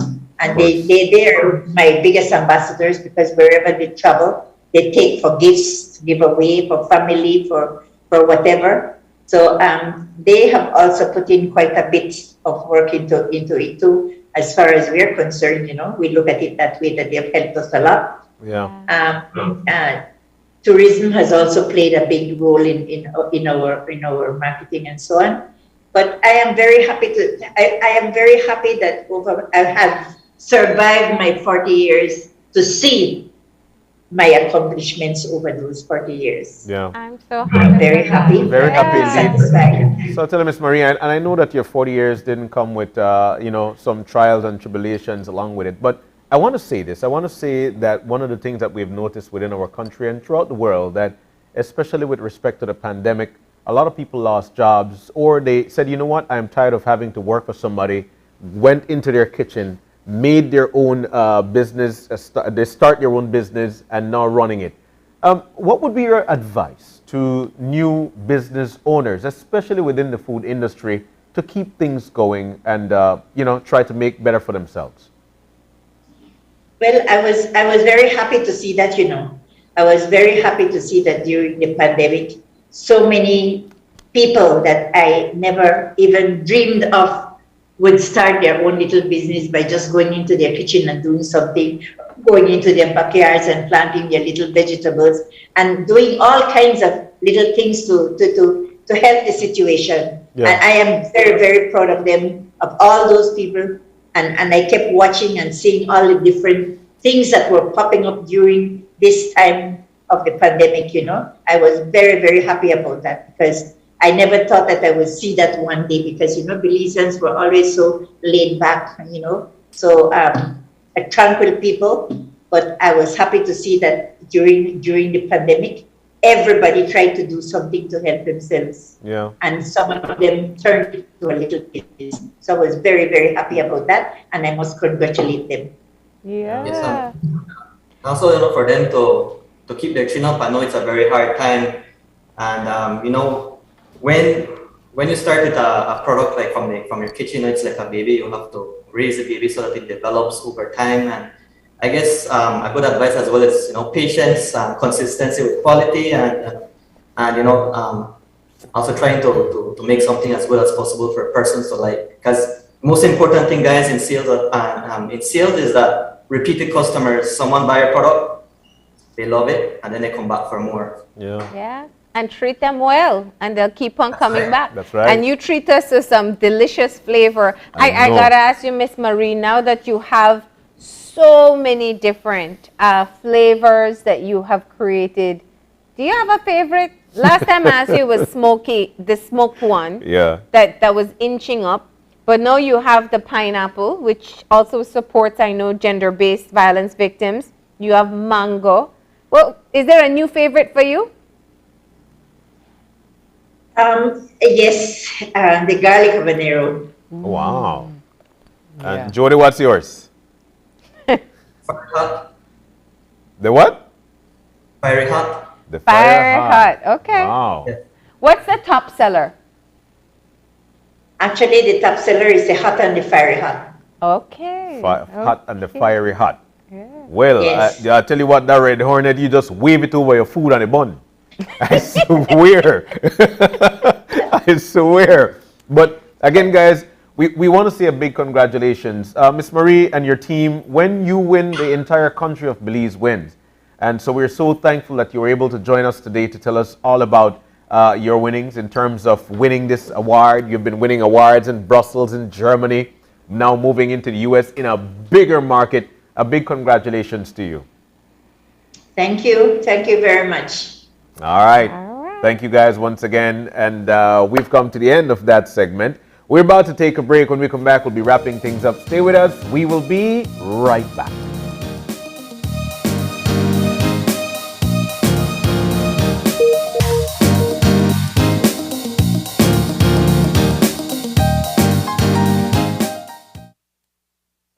It's almost lunchtime and Alice is getting hungry and forgot to bring cash. She remembers that eCash now has a geolocation feature in which she can easily view the eCash merchants near her, especially restaurants. Her co-workers also ask her to order food for them. Chicken chow mein, please, and a Coke. The merchant sends her the payment link. She taps confirm, and within a few minutes, her food is delivered. Alice then views her transaction history and taps on the transaction recently made. Then taps the split the bill button where she selects the unevenly option and moves the bar to the desired amount per person. The request is then sent to her friends. Her colleagues accept the request and are ready to enjoy their meals. Geolocation and splitting the bill via eCash make Alice's life a whole lot easier. The Social Security Board, in collaboration with the Labor Department, takes this opportunity to remind insured persons of the requirements for compensation when on sick leave. Any employee who has worked with an employer for at least 2 months is entitled to 16 working days of sick leave with full pay every year. This is how it works. Upon approval of a sickness or injury benefit claim by SSD, 80% of the employee's weekly insurable earnings is paid as a Social Security benefit, and the difference in the employee's salary is paid by the employer. This is to ensure that the employee does not suffer any loss of wages when ill. After 16 days, compensation for sick leave is paid as a Social Security benefit only.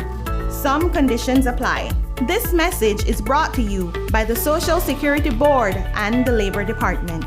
Social Security Board, safeguarding you, your family, your future. When something is good and you can save, that makes it even better. Like this guy, he buys Flex bundles using his promo credit. No worries when his primary credit is finished. He gets talk, text, and data for free. Or her, she calls her family internationally with her promo credit, and with data packages so affordable, she even does video calls. Smart continues to offer great deals and affordable promotions. As a small business owner, she saves when she uses her promo credit to call the other guys. All Smart customers enjoy more triple days and knowing they can use their promo credit, which just lasts longer. Smart, bringing people together.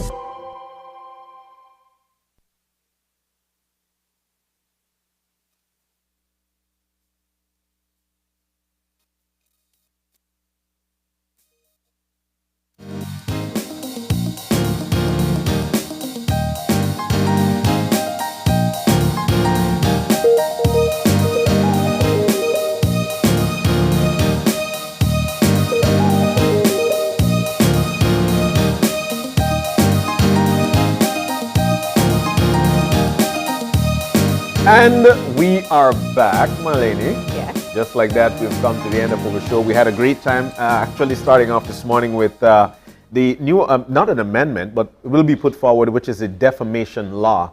You know, it was a great conversation there with Audrey Matura, who of course is attorney at law, to break down exactly what to expect. There are some things she's saying that, you know what, I don't like it about the bill, but at the same time, there are some things in there that she says will make things better for people not to be able to hide behind a computer or keyboard and try to defame somebody's character. Yeah. And then the second part of the show, we had the Belize Hotel Association telling us all about their latest hotel accommodation guide. It is now accessible completely online, and it was such a great conversation. You know, I don't think we've talked with someone it was their first time traveling Belize in a while, and it was so great to hear that perspective from Lorraine. So amazing. Yeah. She didn't know that it was a fully English-speaking country. It was a great time chit-chatting with them. So thank you guys for joining us with that. Lorraine, welcome to Belize, and do enjoy the remainder of your trip. And of course, we can't continue. You know, it's hard to not put this lady in the forefront. She's always in there. Congratulations to Marie Sharp, winning a big award, Best Flavor and Taste in the 2022 Hot Sauce Challenge in Dubai. She's been winning awards in Brussels, in Germany, and now in Dubai. Congratulations to Marie Sharp Fine Foods, and thank you for joining us this morning. You there at home? Big news as well that they'll now be in 1,200 Walmarts throughout the U.S. 1,200 Walmarts throughout the U.S. That's big news for this country. Big news for Miss Marie. Congratulations to that team. And of course to you there at home.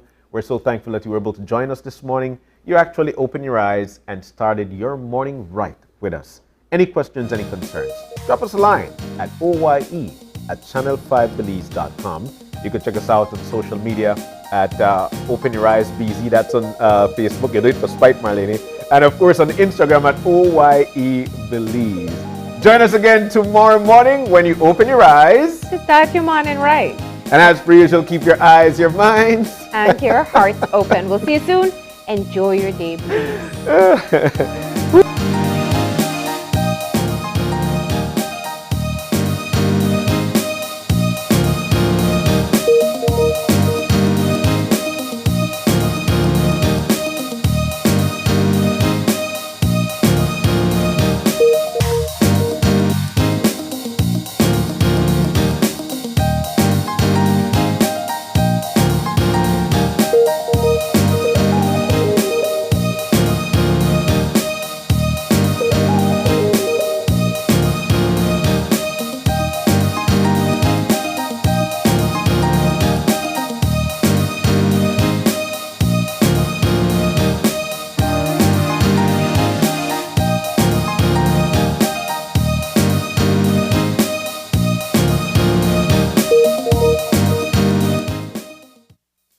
Open Your Eyes was brought to you by the Belize Bank.